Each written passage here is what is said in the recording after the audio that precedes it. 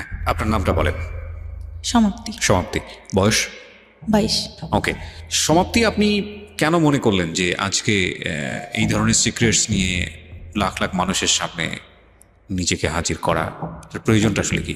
আসলে আমার মতো অনেকেই হয়তো ফ্যামিলিতে এরকম সিচুয়েশনে পড়ে, যাতে সবাই বুঝতে পারে আর মা বাবা যেন বাচ্চাদের প্রতি বেশি খেয়াল করে, এই জিনিসগুলো যাতে বুঝতে পারে, তাদের সঙ্গে ফ্রিলি কথা বলে, এই জন্যই আসা। আচ্ছা, এবং আপনি কি আমাদের অনুষ্ঠানটা শোনেন?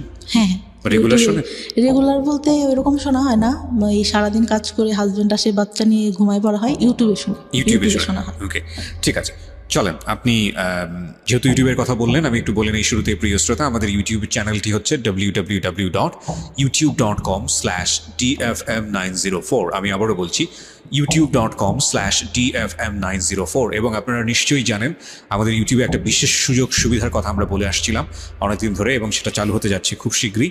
সেটা হচ্ছে অনুষ্ঠান চলাকালীন সময়ে একই সাথে আপনি ইউটিউবে একই সময়, অর্থাৎ রাত 11টায় আমাদের রেডিওতে অনুষ্ঠান শুরু হয়, ইউটিউবে 11টার সময় আমরা অনুষ্ঠানটা চালিয়ে দেব, এবং যেভাবে আপনি রেডিওতে শুনতে পান সেভাবেই আপনি ইউটিউবে শুনতে পাবেন। এবং ইউটিউবে একটু মানে ইউটিউবের লিসনার যারা, তারা আমাদের রেডিও লিসনারদের চেয়ে একটু এগিয়ে থাকবে।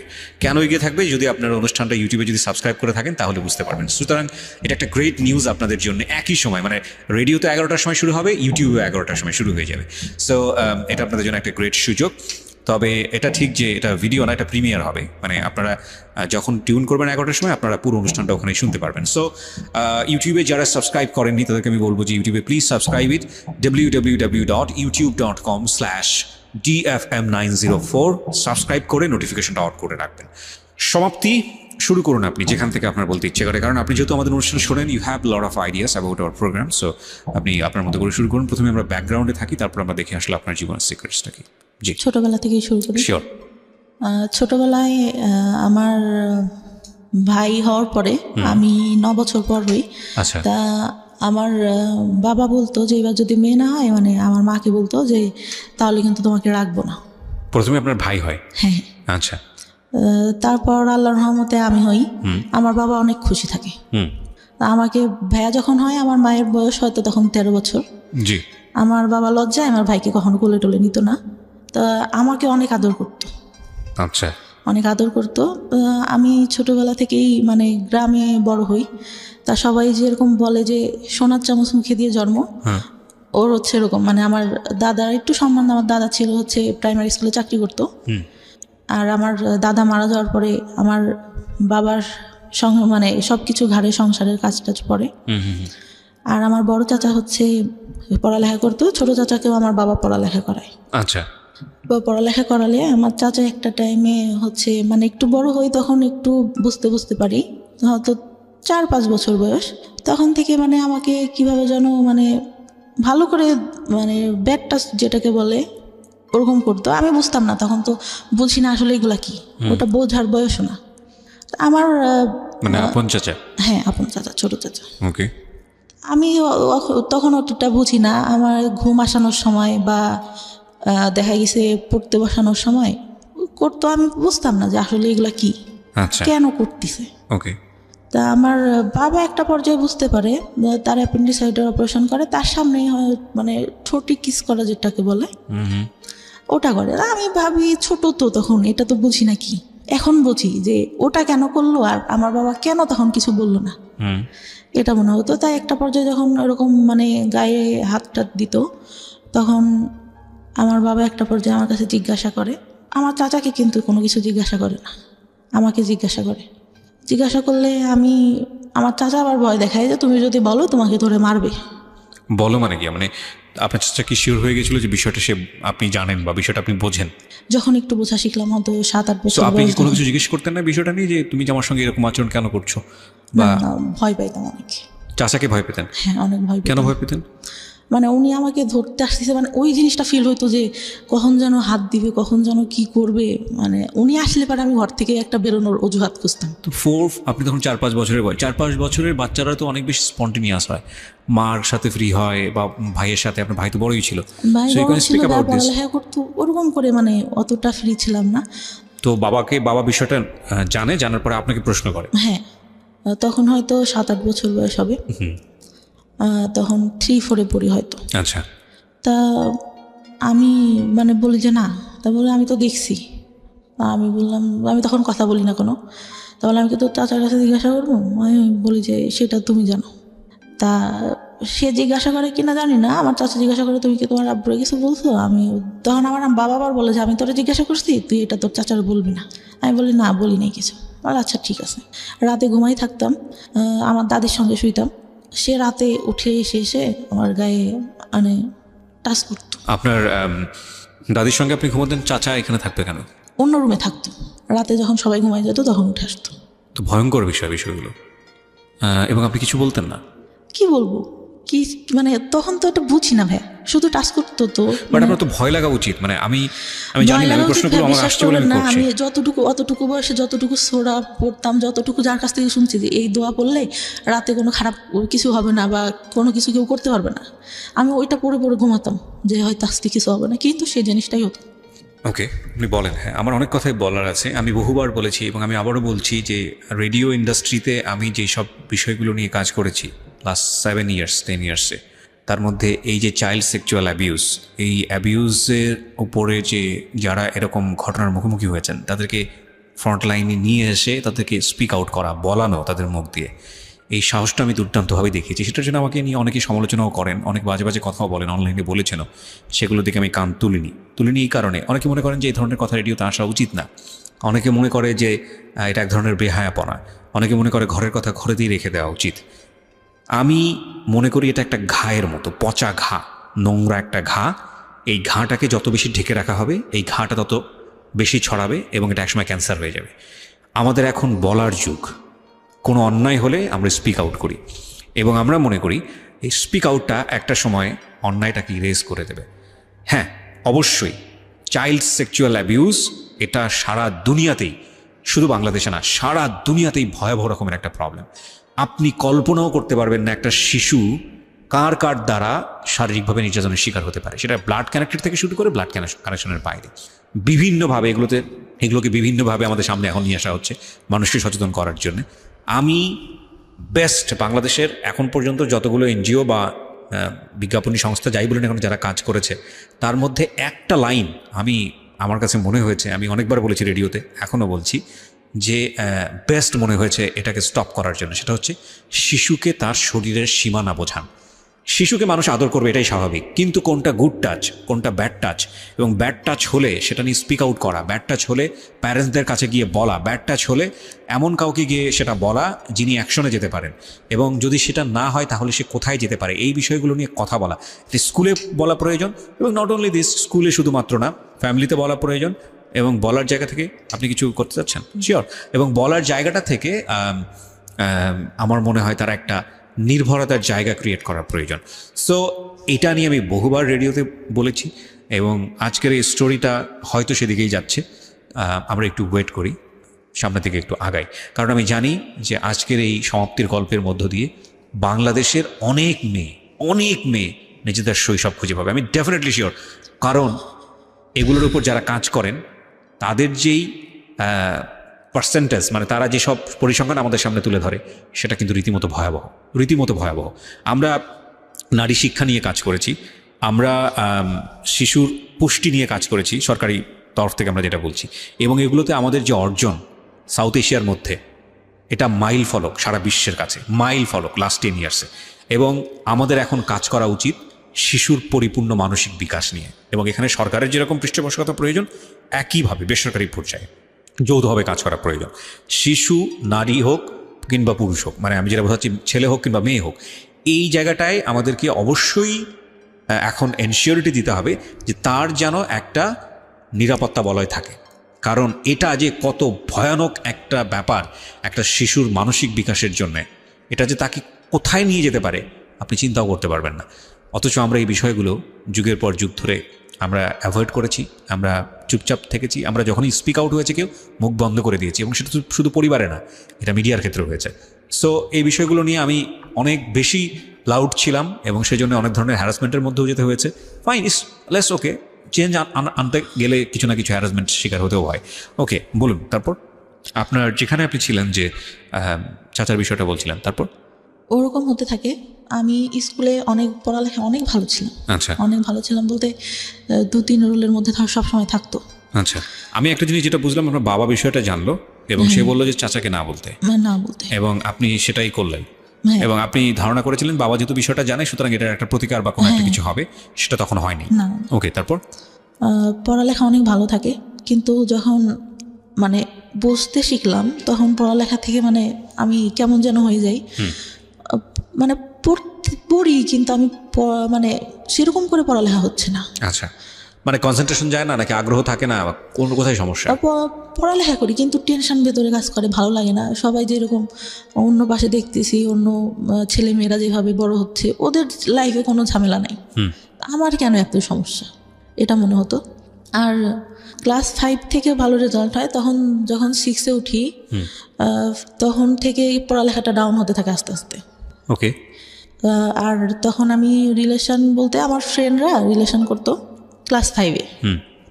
তখন আমি বলি যে তোরা রিলেশন করিস, এটা কেন, এতটুকু বয়সে মানুষ রিলেশন করে? তা একটা ছেলে আমাকে পছন্দ করতো, আমাদের থেকে উপরে পড়তো, আমার খালাতো ভাইদের সঙ্গে পড়তো। তা আমি বলি যে ওরা বলতো যে তোর এই ছেলেটার সঙ্গে রিলেশন করাই দিব। আচ্ছা। আমি বলি আমি তো ওনাকে পছন্দ করি না, কেন রিলেশন করবো? আমার খালাতো ভাইয়ের সঙ্গে আমার একটা বান্ধবী রিলেশন করতো, ওরা সবসময় খেপাইতো আমাকে। তা আমি বলতাম যে না, আমি কখনো করবো না। ওরকম বলতে বলতে আমি বললাম যে আমার একটা ভাইয়ের সঙ্গে সম্পর্ক আছে, মিথ্যা কথা যেটা বলি যে সম্পর্ক আছে। পরে বলতে বলতে মানে ওই ভাইয়াটা থাকতো ওর মামার বাড়িতে। তা একটা সময় ভালো লেগে যায়, ওই সময় তো ভাইয়া বুঝি না যে রিলেশনটা কি জিনিস।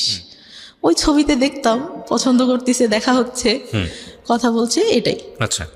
পরে কিন্তু তার মধ্যেও কিন্তু কন্টিনিউ আমার চাচা যখন বাড়িতে আসতো, তার মধ্যে একটা কথা ভুলে গেছি, আমার চাচা মানে মেন্টালি সমস্যা হয়। আচ্ছা। মানে আমার চাচিকে বিয়ে করার জন্য, আমার চাচি যে বিয়ে করবে এটার জন্য। তারপরে ডাক্তারের কাছে নিয়ে যায়, ডাক্তার বলে যে পাগল টাগল কিছুই হয় নাই, বিয়ে দিয়ে দেন, ঠিক হয়ে যাবে, যেটা বলতেছে সেটা করেন, শুধু শুধু কেন টাকা ঢালতেছেন। আচ্ছা। ডাক্তার রেগে এক পর্যায়ে বলে। ওকে। পরে নিয়ে এসে আমার বড় চাচা তো বলে দিছে যে ওকে পড়ালেখাও করাবো না, কিছুও করাবো না, আমি ওকে দেখতে পারবো না, তুইও বাদ দে, তুই করে কোনো লাভ নাই ওর জন্য কিছু করে। আমার বাবাকে বলে। আমার বাবা তখন কান্না করার বলে যে আমার বাবা বেঁচে নেই, আমার বাবা যদি বেঁচে থাকতো তাহলে তো এরকম হইতো না, আমার যদি রক্ত বিক্রি করেও কিছু করতে হয় আমি আমার ভাইয়ের জন্য করবো, এরকম করে বলে। আচ্ছা। তো বিয়ে দিয়ে দেয়, বিয়ে দিলে ভাই সেই রাত থেকেই ঠিক। আচ্ছা। মানে সে একদম পুরা সুস্থ। ওকে। কিন্তু তার মধ্যেও কিন্তু যখন ওই সমস্যাটা হয় তখন কিন্তু আমাকে কখনো ওরকম কিছু করে নাই, বা ও সবাই লোকজন থাকতেই আসতেছে, কিন্তু তারপর থেকে কিন্তু আবার শুরু হয়। আচ্ছা।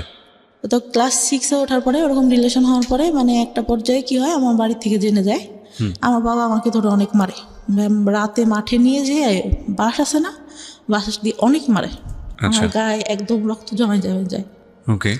ওই সময়টা যদি বুঝাই বলতে ভাই তাহলে তো বুঝতাম, তখন তো বুঝি না। পরে তারপরে 6-এ ভালো একটা রেজাল্ট আসলো, আসার পরে 7 উঠলাম, ওরা পরে মানে অনেক রাগ হইতো আমার যে কেন এরকম কেন করবে আমার সঙ্গে। ওকে। আর ছোটবেলা থেকে ভাই এমন করে মানুষ করছে আমাকে, আমি কখনো কোনো কিছু না চেয়ে আমার বাবার কাছে পাইনি। আচ্ছা। যখন যেটা চাইছি। পরে কি হয়, যখন একটু মানে 8-এ উঠলাম, JSC-তে অনেক খারাপ রেজাল্ট হয়, JSC-তে রেজাল্ট খারাপ হলো, তারপর থেকে যে রিলেশন করতাম ওইটা থেকে আমার বাবার একটু রাগ। আর বাবার কথা কি বলবো, মানে বাবা তো বাবাই, জন্ম দিছে, মা বাবাই হয়। তো তখন থেকে তো আমার একটা ছেলের সাথে সম্পর্ক হয়, আমার মামা থাকে একটা, তিনি ডাক্তার ছিলেন, তার বোন, মানে দূর সম্পর্কে। আমার মা আর বাবার বাসা কাছাকাছি, ওই খালাতো ভাইটার সাথে সম্পর্ক ছিল। আমি তখন মানে ওইটা বলতে গেলে বলা যায় যে ফার্স্ট লাভ ছিল ক্লাস 9 থেকে। আচ্ছা। তো আমি অনেক মানে ওনার ইমোশনাল হয়ে যাই, ওই বয়সে যেটা হওয়ার কথা। আচ্ছা। পরে আমার বাসা থেকে জানতে পারে, আমার বাবা মেনে নেয় যে আচ্ছা ঠিক আছে, যদি তোমরা দুজন পছন্দ করো তাহলে ঠিক আছে, কিন্তু আমার মা মেনে নেয় না কখনো, মানে ছেলেটারে পছন্দ করতো না, পড়ালেখা ভালো ছিল না। চাচা বাইরে পড়ালেখা করতো, ছোট চাচা, যে আমার মানে খারাপভাবে দেখতো, সে মাঝে মধ্যে আসতো যখন, আমি অনেক ভয় পাইতাম। একটা টাইমে যখন ছোট, এগুলা বলতে ভুলে গেছি, আমার ভাইয়ার SSC পরীক্ষার আগে আমরা মানে টাউনে যেয়ে বাসা নেয় আমার মা, আমার ছোট চাচি তখন বিয়ে হয়।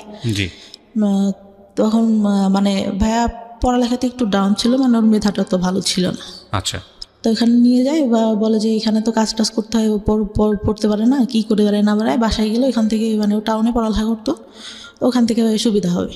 হ্যাঁ ওইখানে বাসা নেয়, আমি ভালো একটা স্কুলেই পড়ালেখা করতাম, ছোট মানে নার্সারি থেকে শুরু করি, আচ্ছা ওখান থেকে ক্লাস 5-4 পর্যন্ত ওইখানে পড়ি। তখন ওইখানে মেবি 2 বছর মতো থাকা ছিল টাউনে। তো তখন ফ্রেন্ডদের সাথে অনেক ভালো, এখান থেকেই যেতাম। আমার খালাতো ভাই একটু উপরে পড়তো, আমি নিচে পড়তাম। আর ওই ভাইয়ার পরীক্ষা দেয়, এসএসসিতে ফেল করে ইংলিশে। আচ্ছা আমার বাবা নাকি, আমি তো তখন ছোট ছিলাম, ভাই মনে নেই, আমার মা যতদূর বলে, তো অনেক কান্না করে আর বলে যে আমার মেয়ে আমার কখনো মানে খারাপ কিছু করবে না, আমার মেয়ে আমার সম্মান রাখবে। আমার ভাইয়ের একটা কি ছিল, ও আব্বু যখন থাকতো না, ও বসে বসে টিভি দেখতো, যে আব্বুর আসা শব্দ শুনতো, তখন আব্বুর বাইক ছিল, শব্দ শুনলে আস্তে করে টিভিটা বন্ধ করে পড়তে বসে যেত। আচ্ছা তা আমার পড়ালেখা মোটামুটি ভালো ছিল, সবসময় 2-3-এর মধ্যে থাকতো রোলটা। আচ্ছা বা আমার স্কুলে অনেক মানে ছাড়া অনেক ভালোবাসতো। আর ছোটোবেলায় আমাকে নাকি বলতো যে, তখন বিএনপি সরকার, বলতো যে ওই খালেদা জিয়ার নাতনি আছে না, ওকে ওর মতো লাগে। একটা স্যার তো খুব আদর করতো আমাকে, ওভাবে মানে খুব ভালোবাসতো সবাই। আমার বান্ধবীদের মধ্যে সবাই বলতো যে অনেক সুন্দর দেখতো। আচ্ছা বান্ধবীরা অনেক মানে সবসময় ফার্স্ট বেঞ্চে বসা, সবার সাথে মজা করা। বড় ওই আস্তে আস্তে কিন্তু ওই যে ওই চাচা যে ওইটা করতো, ওটা তো আর কারোর সঙ্গে আমি বলতে পারি না, জি ওটা তো ভেতরেই থেকে যায়, খুব খারাপ লাগে। পরে যখন ওই ভাইয়া ফেল করার পরে বাসাটা ছেড়ে দেয়, বাসা ছেড়ে দিয়ে আবার বাড়িতে যখন আসলো, তখন আবার ওইটা বেড়ে গেল। আচ্ছা বেড়ে গেল বলতে পরে যে বাবা একটা টাইমে দেখতে পারে, কিন্তু আমার বাবা কিন্তু একটা বড় আমার চাচার কাছে জিজ্ঞাসা করে নাই যে ও তো তোর মেয়ের মতো, তুই কেন এগুলো করিস। সে তো তাকে বলবে, আমি তো ছোট, আমি তখন বুঝি না, আমাকে এটা জিজ্ঞাসা করে আর আমাকে নিষেধ করলে বা আমি কি করতাম। আমি যে রুমে থাকতাম, তার পাশের রুমে আমার চাচা থাকতো, আমার চাচি তার কাছে আসে শুয়ে, কিন্তু সে রাতে ঘুমাই গেলে উঠে ঠিক আমার এখানে আসবে। ভাইয়া অনেক কান্না করতাম, বিশ্বাস করবেন না, আর চুল টানতাম, হাতে কাটতাম, করতাম, খুব যখন খারাপ লাগতো নিজের গায়ে নিজে খামচাতাম, অনেক কষ্ট হইতো। আর তখন পড়ালেখা মানে অঙ্কটা আমি খুব খারাপ পারতাম, অঙ্কটা ভালো হতো না। আমার চাচা পড়াইতে বসানোর মধ্যে আমার মা তো ভাবতেছে যে মনে হয় পড়াচ্ছি, পড়তে বসায় ভাইয়া মানে সবসময় হাত গায়ে দিতেই থাকতো। আপনার চাচা? জি। পড়ার পরে চাচার পড়ালেখা শেষ হয়, তখন আমি ক্লাস 5-এ আমার চাচার পড়ালেখা শেষ হয়ে উনি একটা জব পাই টাউনে, আমরা যেখানে থাকতাম সেখানে সরকারি ইয়াতেই। তো দিলে ওটা বেতন বেশি ছিল না। চাচার সঙ্গে আমার আবার গার্লস স্কুলে ভর্তি করে দেয়। ওই সময় যে বললাম না একটা ছেলের সাথে সম্পর্ক, এটা জানার পর আমার গার্লস স্কুলে দিয়ে দেয়। জি। গার্লস স্কুলে দিয়ে দিলে ওই ছেলেটার সঙ্গে আমি আর পরে কথাটা তো বলি না, নিজের থেকেই বাদ দিয়ে দিই যে মারতেছে আমাকে ধরে, মার খাবো আর কি পড়ালেখা হচ্ছে না, বাদ দিয়ে দিলাম। পরে 6-এ ওইখানে আমার চাচাই সঙ্গে করে নিয়ে যেত। আচ্ছা। নিয়ে যেত, স্কুল শেষে খালার বাসায় আসতাম, আমার খালার বাসা ওইখানে ছিল। আসলে দেখা যেত আমার চাচার অফিস বিকালে শেষ হইতো, যাইতে যাইতে দেখা গেছে বাড়ি যাইতে তখন ইটের রাস্তা ছিল, দেখা গেছে যে 20-25 মিনিট লেগে যেত আমার বাড়ি যেতে। অন্ধকার হয়ে গেলে ভাই সে গাড়িতে বসে দেখা যাচ্ছে আমার গায়ে হাত দিচ্ছে। মানে এটা কন্টিনিউ একটা ভয়ঙ্কর রকমের একটা মানুষ আপনাকে, মানে আপনার কাছে তো এরকমই মুহূর্ত হওয়ার কথা, যে মানুষটাকে আমি এত বেশি অপছন্দ করি, সেই মানুষটা আমার পাশে কন্টিনিউয়াসলি এটা করছে, এবং আপনি সেটাকে মুখ বন্ধ করে মানে একজনের শাই ফিল হোক বা যেটার কারণেই হোক, আপনি কাউকে স্পিক আউট করছেন না, কাউকে বলছেন না? কাউকে না। আচ্ছা। কাউকে না। ক্লাস 9 থেকে এটা অনেকের মানে কিছু কেউ জানে, তার আগ পর্যন্ত আমি কাউকে কিছু বলিনি, কাউকে না। পরে ওইভাবে যেতে থাকলাম, একটা বছর গার্লস স্কুলে পড়া হয় আমার চাচা। তারপর ওইখান থেকে চাকরিটা ছেড়ে দিয়ে মানে বেতন কম ছিল দেখে সুগার মিলে চাকরি নেয়, তখন সে ওইখানে চলে যায়। আচ্ছা। তারপরে ওইখানে গিয়ে আমার চাচিকেও নিয়ে যায়। পরে তো ওইখান থেকে ভাইয়া বাঁচলাম। আচ্ছা। মনে হলো যে না, কিন্তু আমি যে রিলেশন করতাম আমার মনে হতো যে ভাইয়া আমি এখান থেকে বেরোতে পারলে বাঁচি, এই ছেলেটার সঙ্গে রিলেশন করতেছি, ও যদি আমাকে নিয়ে যায় আমার তো এখানে থাকতে হবে না। সবসময় এটা মনে হতো যে আমি এই ফ্যামিলিতে কেন থাকবো। আচ্ছা। আর আমি ভাবতাম যে এরকম ফ্যামিলি মানুষের হয়, আরও তো আশেপাশে আমার বান্ধবীরা আছে, ওরাও তো কত ভালো, কতই, খুব খারাপ লাগতো। আর একটা আমার বাবা ছোটোবেলায় স্কুলে যাইতাম, ফার্স্টে হয়তো দিত, তখন 2 টাকা 5 টাকা অনেক কিছু পাওয়া যাইতো ভাইয়া। তাই কি হয়, আমার বান্ধবীরা একটু ভালো ফ্যামিলি ছিল, আমার বাবা মানে আমাদেরও ভালো ফ্যামিলি, কিন্তু আব্বু ভাবে টাকা দিতে চাইতো না। আমি কি করি, আব্বুর পকেট থেকে টাকা নিই, মনে হয় 6 টাকা না কয় টাকা, সেটা আচ্ছা। নিয়ে আমার আব্বু মানে দেখে ঘুমের ঘরে, আমার ছোট খালাকে বলে। তা আমি সেদিন অনেক কান্না করি, স্কুলে যাই না, যে আমি তো বেশি টাকা নিয়ে নিই, আর আমার হয়তো এটা ভুল ছিল ভাই। আর ওরা যখন ইয়া করতো না, মানে সবাই খাচ্ছে এটা ওইটা, আমি তো নিতে পারতেছি না, ওইটা অনেক খারাপ লাগতো। কিন্তু টিফিন দিয়ে দিত, টিফিনের পরেও যে দোকান টোকান আসতো সবাই নিত, খারাপ লাগতো অনেক। আচ্ছা। আমার চাচা কি করতো, ওই গায়ে হাত দিত, এটা করতো এটা করতো, টাকা দিত হাতে, যা হলো বাসা স্কুলে যে এটা খেয়ে ওইটা খেয়েও। তা আমার মনে হতো যে কী রে, উনি এরকম করেন, আমার হাতে টাকা দেয় কেন, আমি কোনো কাছে টাকা চাই নাকি, এরকম মনে হইতো। আর আব্বুর উপর অনেক রাগ হইতো যে কি ব্যাপার, উনি কিছু কেন বলে না, উনি তো জানে। পরে 5-এ ভালো রেজাল্ট করলাম, একটা ভালো রেজাল্ট আসলো, বৃত্তি দিছিলাম, বৃত্তি পাইনি কিছু নাম্বারের জন্য। অনেক আশা নিয়ে গার্লস স্কুলে ভর্তি করলো, গার্লস স্কুলে পড়তে পারলাম না। চাচা ওই যে গেল, কে নিয়ে যাবে, আমার বাবার ভাই কে নিয়ে যাবে, অন্য মানুষের সাথে রিলেশন করে, তখন যদি কিছু করে ফেলায়, এই চিন্তাটা। কিন্তু ভাই ওই সময় রিলেশন আমি কিছুই বুঝি না, ওই সিনেমা দেখতাম, শুক্রবারে সিনেমা হবে, সবাই আসতো আমাদের ওইখানে, আমাদের বাড়িতে একটা টিভি ছিল। আচ্ছা। ওই সবাই আসতো দেখতে, সবাই বসে দেখতাম। ওই আগেকার যুগে শাবানা, তারপরে রাজ্জাক, এদের মানে মুভি দেখতাম, আর ভাবতাম যে এই ভালোবাসা মনে হয় দেখা হচ্ছে, কথা বলতেছি, একজন একজনকে পছন্দ করে, এটাই, এর বাইরে কিছু না। আচ্ছা। পরে গার্লস স্কুল থেকে ক্লাস 7-এ এসে ভর্তি হলাম গ্রামের স্কুলটাতে। ওইখানে ছেলেমেয়েরা সবাই একসঙ্গে, আমার বান্ধবীরা প্রেম করতো, এই করতো সেই করতো। আমি ভাই কোনোদিনও স্কুলে প্রেম করি নাই, কেন জানি না। আমার স্কুলের ছেলেদের একসাথে পড়তেছি, ভাইয়ের মতো, ফ্রেন্ডের মতো, ওদের সাথে প্রেম করবো না, আমার এটা কখনো মাথায় আসতো না, কেন প্রেম করবো। বাইরে পরে ওই আমার ক্লাস 7 যায়, আমার চাচা মাঝে মধ্যে তখন বাড়িতে আসতো ছুটিতে। আবার দেখা গেছে ওই চিনি মিলে চাকরি পাওয়ার পর ওনাদের তো কোয়ার্টার দেয়, ওইখানে যাইতাম, অনেক সুন্দর ছিল ভাই কোয়ার্টার গুলা, যাইতাম, অনেক ভালো লাগতো দেখতে, অনেক গোলাপ ফুল, আমি ছোটবেলা থেকে ফুল অনেক পছন্দ করি, ফুল গাছ নিজে এনে এনে লাগাতাম, ওই 5-6 টাকা দিয়ে ফুল গাছ কিনতে পাওয়া যেত, ওইগুলো এনে লাগাতাম, অনেক পছন্দ করতাম। ওইখানে গেলে অনেক ভালো লাগতো আমার, অনেক ফুল, গোলাপ ফুল ধরে ধরে আছে অনেক কালারের, এই ফুল ওই ফুল, অনেক ভালো লাগতো। কিন্তু ভাইয়ার কি হইতো, দেখা গেছে আমার চাচি গোসলে ঢুকছে বা আম্মু নাই, ওই সুযোগে আমার চাচা এসে হঠাৎ করে হাত দিবে। তখন তো একটু বড় হয়েছি, আমার ফার্স্ট পিরিয়ড হয় ভাইয়া 6 না হলে 7 থেকে, অত তাড়াতাড়ি পিরিয়ড, মানে আমি তখন ভাইয়া প্যান্ট পরি, স্কুলে গেছি, স্কুল থেকে আসছি, আম্মু আমার প্যান্ট দেখে বলে এটা কি তোর, আমি বললাম এটা কি, আমাদের তখন হচ্ছে আমার মানে জমি আছে আমার বাবার অনেক, তা আমি বলি যে ওই কাকুটা মনে হয় মোবাইল দিয়ে হাত মুছছে এটা, তা বললে যে না এটা এরকম না। আমার চাচি, আমার মাও কিন্তু অতটা ফ্রি না, আমার মা আমাকে কিছুই বলে না, আমার ছোট চাচিকে বলে যে ওর এটা হয়েছে, তুই ওকে শিখাই।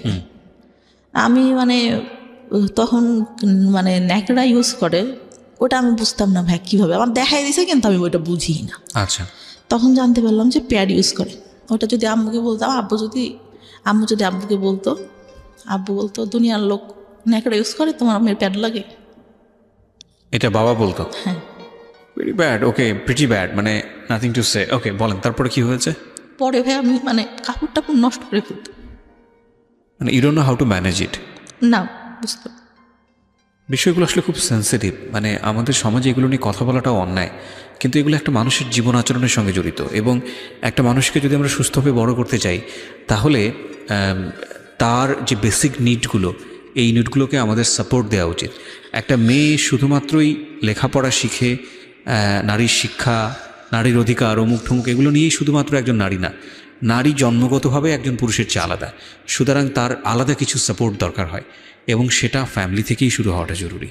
দেখুন, উনি যে বিষয়গুলো নিয়ে কথা বলছেন, এগুলো নিয়ে আমাদের সমাজে খুব একটা কথাবার্তা হয় না, এগুলোকে আমরা ট্যাবু মনে করি, এগুলো নিয়ে আমরা কথাবার্তা হই না। অথচ আমাদের ধর্মে এত সুন্দরভাবে বিষয়গুলো ব্যাখ্যা করা আছে, এত ইন ডিটেলি ব্যাখ্যা করা আছে, অথচ এগুলো নিয়ে আমরা কথা বলার প্রয়োজন মনে করি না।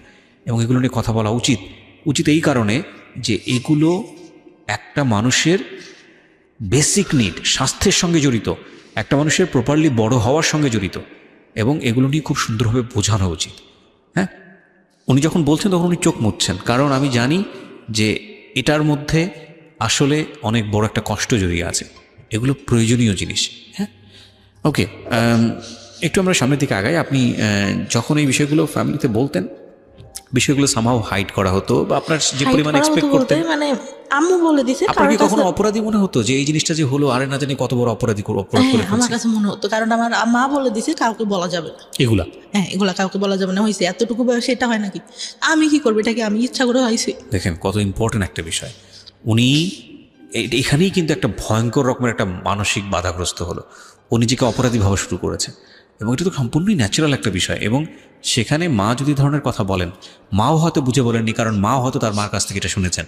বংশ পরম্পরায় এই ধরনের ভুল শিক্ষা আমরা ক্যারি করে বেড়াচ্ছি, এবং এই সময়টাতে এই যে এই কথাটা, এটা হয়তো উনি কোনো কিছু মনে করেই বলেননি, কিন্তু এটা যে শিশুর মানসিক বিকাশের ক্ষেত্রে অনেক বড় একটা বাধা হতে পারে, এটা কিন্তু আমাদের মাথায় রাখতে হবে। এবং এই ব্যবহারগুলো করা যাবে না শিশুর সঙ্গে।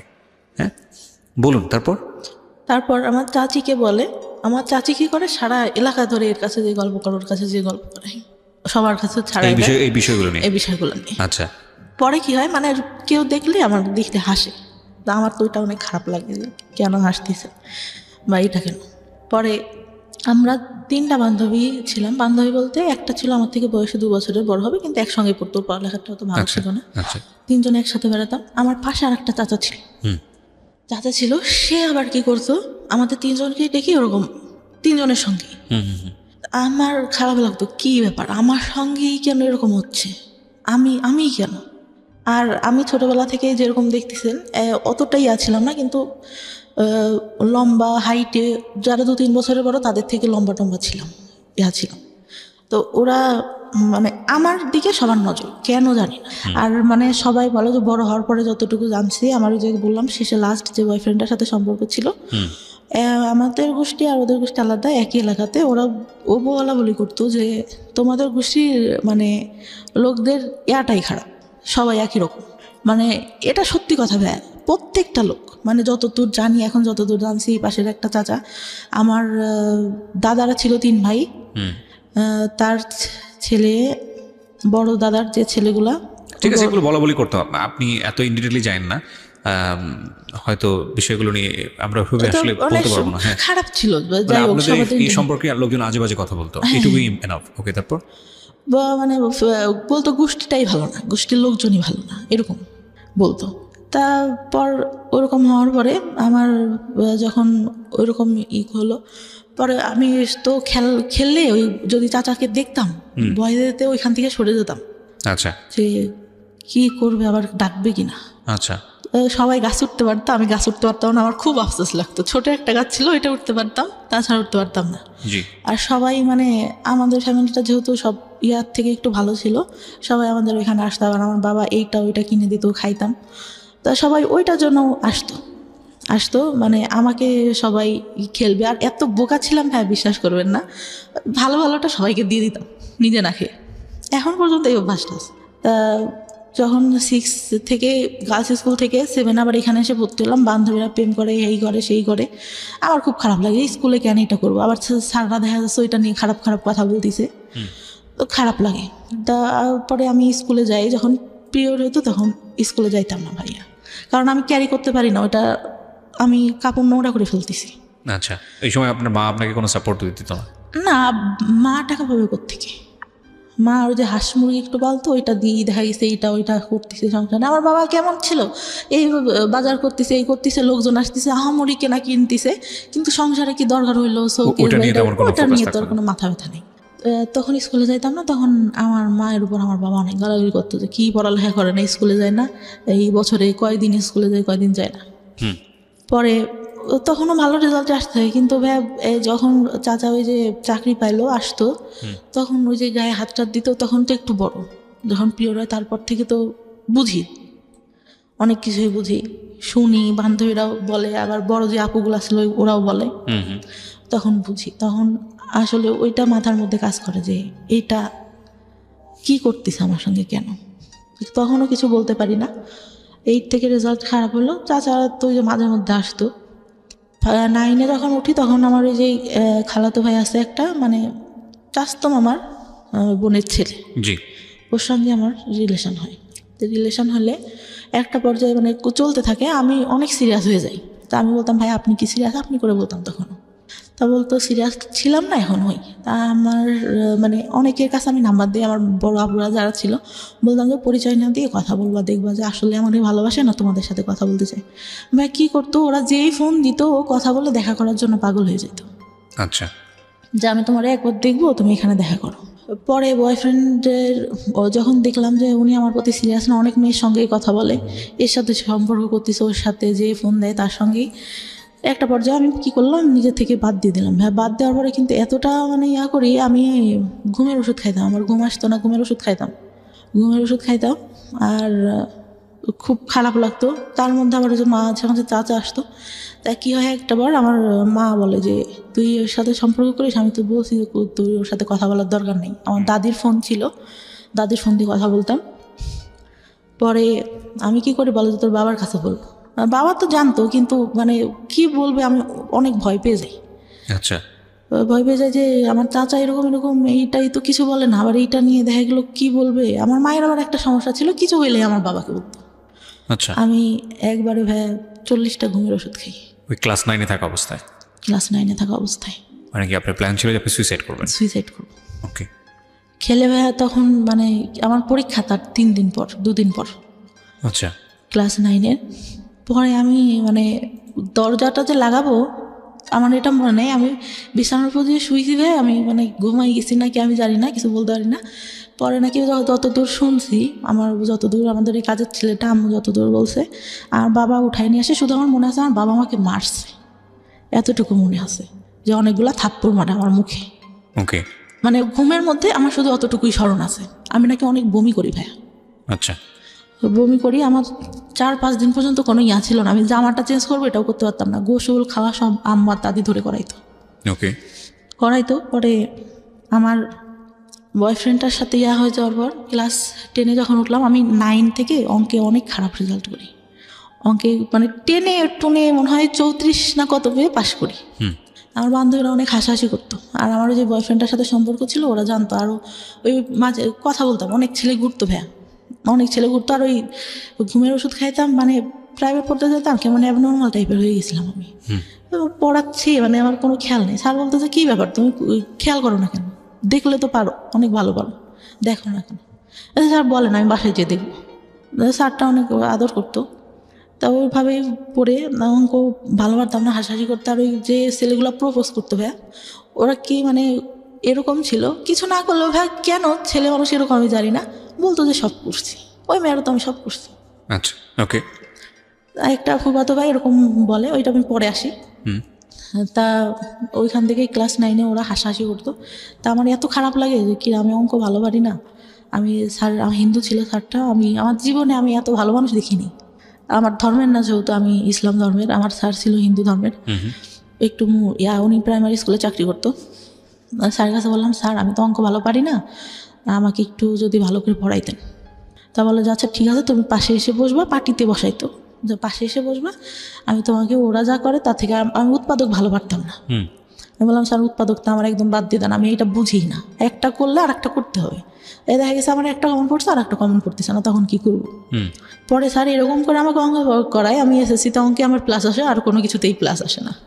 আচ্ছা।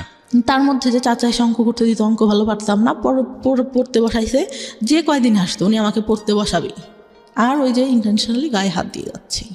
এই অঙ্কের টিচার? না না, আমার চাচা। ওকে। ওই যে আসতো মাঝে মধ্যে বাড়িতে, জি। অঙ্ক না পারলেই দেখা গেছে রাগারাগি করতেছে, আমি অনেক কাঁদতাম, আমি কিছু বলতাম না, অনেক কাঁদতাম। না আম্মু বলতো তুই পড়িস না কেন, এই জন্য তো তোকে রাগ করে। আম্মু তো তখন কিছু জানে না। আমার তার মধ্যে আমার ছোট চাচার একটা বাচ্চা হয়, আমার ভাইটাকে আমি অনেক আদর করতাম, অনেক ভালো লাগতো। কী হয়তো আমার ভাইটাকে কোলে দিতে যেয়ে উনি আমার গায়ে হাত দিত। Very bad. আমার মনে হতো আমি মারা যাবো, আমি এই সংসারে কেন, এর থেকে যদি একটা গরিব ঘরেও জন্ম হইতো তাহলে মনে হয় এর থেকে মানুষ ভালো থাকে। কোন ক্লাসের ঘটনা এটা? আপনি যে ক্লাসের কথা বলছেন, যে ক্লাসে আপনার অঙ্ক করাচ্ছে? 9-এ। তখন পর্যন্ত আপনি মার সঙ্গে কেন বলছেন না এগুলো? আমি তখনও ভাইয়া যে মাকে বলতে হবে এটা কিভাবে নিবে, সে আমাকে বলে দিছে যে এইগুলা কাউকে, পিরিয়ডের কথাই বলে দিছে, কাউকে বলতে হয় না। এইটা বললে কি বলবে? ওকে। এটা বললে কি বলবে? তার মধ্যে কি আমার চাচাদের জমি জাতি নিয়ে অনেক মানে একটু ঝামেলা হয়। আমার ছোটো চাচাটাই সবসময় বেশিরভাগ ঝামেলা করে।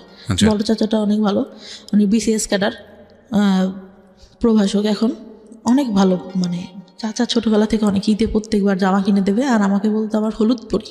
আমাকে বড় চাচা বলতো, আমার বড় চাচা। বড় চাচা, আচ্ছা। অনেক আদর করতো। আমি চিন্তা করতাম চলে যাব, কিন্তু তখন চিন্তা করতাম যে আমার ভাই, আমার সবাই অনেক ভালোবাসে, আমি চলে গেলে তো মান সম্মান থাকবে না। আর নাম ডাক আছে যেহেতু ফ্যামিলির একটা। এসএসসি পরীক্ষার আগে আমি সম্পূর্ণ সবার সঙ্গে কথা বলা বন্ধ করে দিই, যে আমার এমনিতে অঙ্কেটে ভালো পারি না, আমি কারোর সঙ্গে কথা টথা বলবো না, আমি পরীক্ষাটা ভালো মতো দিই।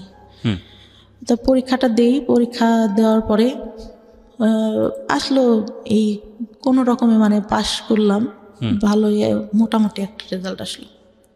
আসার পরে আমি মানে বাইরে ভর্তি হওয়ার ইচ্ছা আমার অনেক। তা টাউনে সরকারি মহিলা কলেজে আমার সব মানে ইয়াটিয়া দিলাম, চান্সও হইলো এখানে, কিন্তু আমার আব্বা ভর্তি করলো না। কেন করলো না? যে ওই ছেলের সঙ্গে সম্পর্ক আছে, যদি ওইখানে যেয়ে দেখা টেকা করে, এই জন্য। হয়তো তার জায়গা থেকে এটা ঠিক ছিল, কারণ আমি করবো না এর গ্যারান্টি কি আমার, আমি নিজে থেকেই বলতেছি। পরে ভর্তি করলো না, ওইখানে একটা ইসুর কলেজে ভর্তি করলো। এমনিতে মানে আমাদের এখান থেকে একটু টাউনে যে কলেজটা ছিল, যেতে 30 মিনিট মতো লাগতো। তো ওইখানে আমার বাবার যে ফ্রেন্ডের ছেলেটা আবার ওইখানে কলেজে কীভাবে যেন খোঁজ পায় আমাকে, মানে ওই ছেলেটার আবার কী হয় ভাই বলতে ভুলে গেছি। আমার এসএসসি পরীক্ষার পর আমার ফুপুর বাসায় আমি বেড়াইতে যাই। আচ্ছা। গেলে তা ওরা তো আমাদের বাসা থেকে আগের থেকে আসেই, দেখা গেছে একটা অকেশন হলে, একটু অনুষ্ঠান হলে আসে, আঙ্কেল আসে, আঙ্কেলের ছেলে আসে। তা আসলে পরে ওরা বলে যে যেন আমাদের সঙ্গে পরে ওই আপুটার সঙ্গে এই ভাইয়াটার সম্পর্ক আছে। আমি কী বলিস, ও তো আমার দিকে একটু এরকম তাকায়, আমি তো বুঝি। আমার ফুফাতো ভাইদের বলে যে না সত্যি কথা, অনেক ভালো সম্পর্ক, আর ওরা অনেক ভালোবাসে ওই আপুটাকে, আপু অনেক ভালোবাসে। আমি বলছি আচ্ছা, আজকের দিনের মধ্যে যদি আমি ওর সাথে সম্পর্ক করে দেখাইতে পারি, একটা বাজাবাজি ধরনেরই। তারপরে আর কি করি, আমার ফুফাতো ভাই ফোন দেয়, আমি ওর সঙ্গে কথা বলি। কথা বলে ঠিক সন্ধ্যার সময় ফোন দিছে, আচ্ছা আমি তোমাকে একটা কথা বলতে চাই সমাপ্তি, তুমি কি আমার কথা যদি হ্যাঁ হয় হ্যাঁ বলবা, নাহলে পরে না বলবা। আমি বলছি জি বলেন। বলতেছে তুমি কি আমাকে লাইক করো? আমি বলছি যে দেখি, চিন্তা করে দেখি। তার রেগে কেটে দেয় না। আমি আবার ফোন দিয়ে ওদেরকে ডেকে শোনালাম যে দেখ কি বলে, যে ওই ছেলে মেয়ের সাথে নাকি সম্পর্ক, তাই লেগে। পরে বলতেছে যে আমি বলতেছি হ্যাঁ পছন্দ করি আপনি, আচ্ছা I think I love you, ও বলে আমাকে। আচ্ছা ঠিক আছে, আই লাভ ইউ টু। কিন্তু আমি তো মানে ওরকম করে না। তো ওরা যে আবার কি করে, ওই মেয়েটাকে ভেবে বলে দেয় যে আপনি যার সাথে সম্পর্ক করেন ওই ছেলেটাতে এই হয়েছে। আমি কিন্তু ওকে আমি বলছি তুই আর কিন্তু বলবি না, একটা মেয়ে কষ্ট পাবে। আমার যতটুকু মানে মাথার মধ্যে আছে, ও কষ্ট পাবে শুনলে। যাই হোক, ছেলেটা ভালো না, আমি যতটুকু জানতাম। পরে কলেজে ওঠার পরে, কলেজে যখন ভর্তি হইলাম, ওই ছেলেটা কোত্থেকে খোঁজ পাই জানি না, ও প্রত্যেক দিন এসে কী করতো, একটা রুমে 2টা দরজা ছিল, ছেলে দাঁড়া করা রাখতো 4টা। নেশা করতো ভাই প্রচুর পরিমাণে। একটা পর্যায়ে ওর বাবা মানে টাকা পয়সা দেওয়া বন্ধ করে দেয়। ওর পুরা মানে আমার সাথে দেখা করার যে আব্বু টাকা দিত, আমার কাছে থাকতো, এতটুকু ধারণা তো আছে।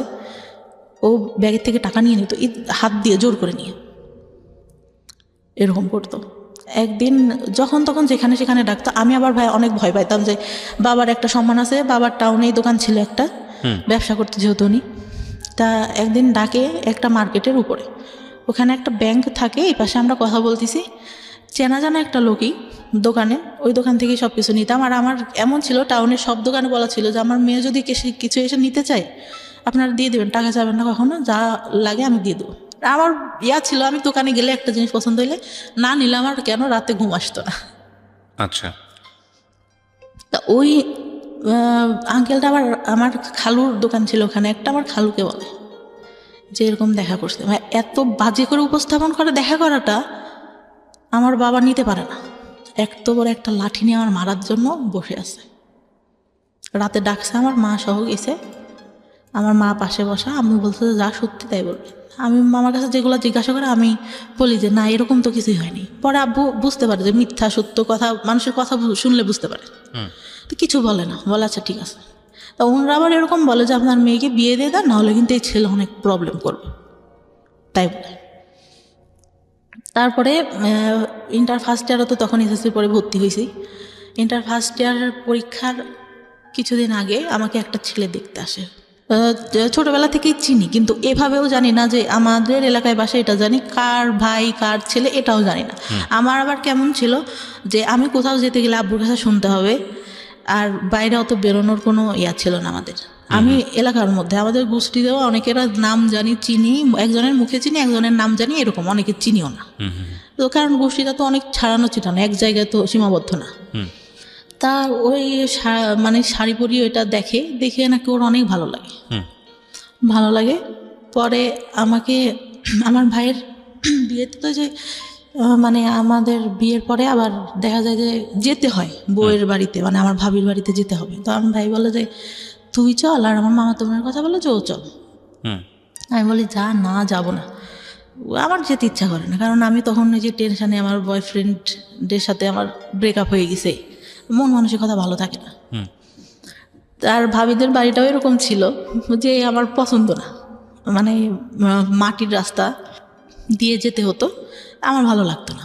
ওকে। তা বলছে যে আচ্ছা চল আজকে যাই, কালকে চলে আসবো।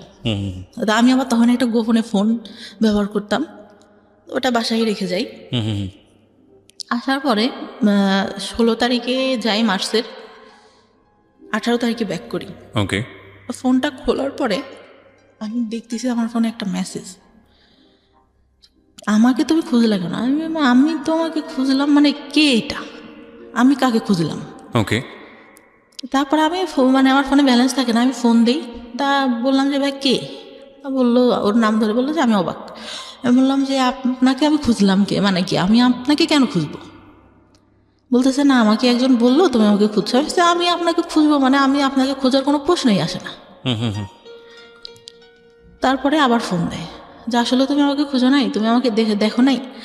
ওর মধ্যে মানে কি হয়, আমার খালাতো ভাই একটা বিয়ে করে, সম্পর্ক করে, ওই যে মেয়ে দেখতাম ওর দিকে তাকায় থাকে। তা আমার খালাতো বোনের ওয়াইফের আবার সম্পর্কটা ভালো ছিল, মানে ইয়াটা ভালো ছিল না, চরিত্রটা ভালো ছিল না।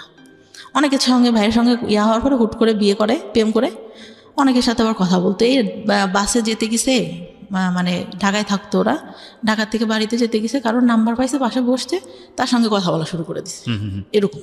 আমি ভাবতাম যে আচ্ছা যে ছেলেটার সাথে কথা বলে এ কি সে নাকি, অবাকের কথা ভাবতাম।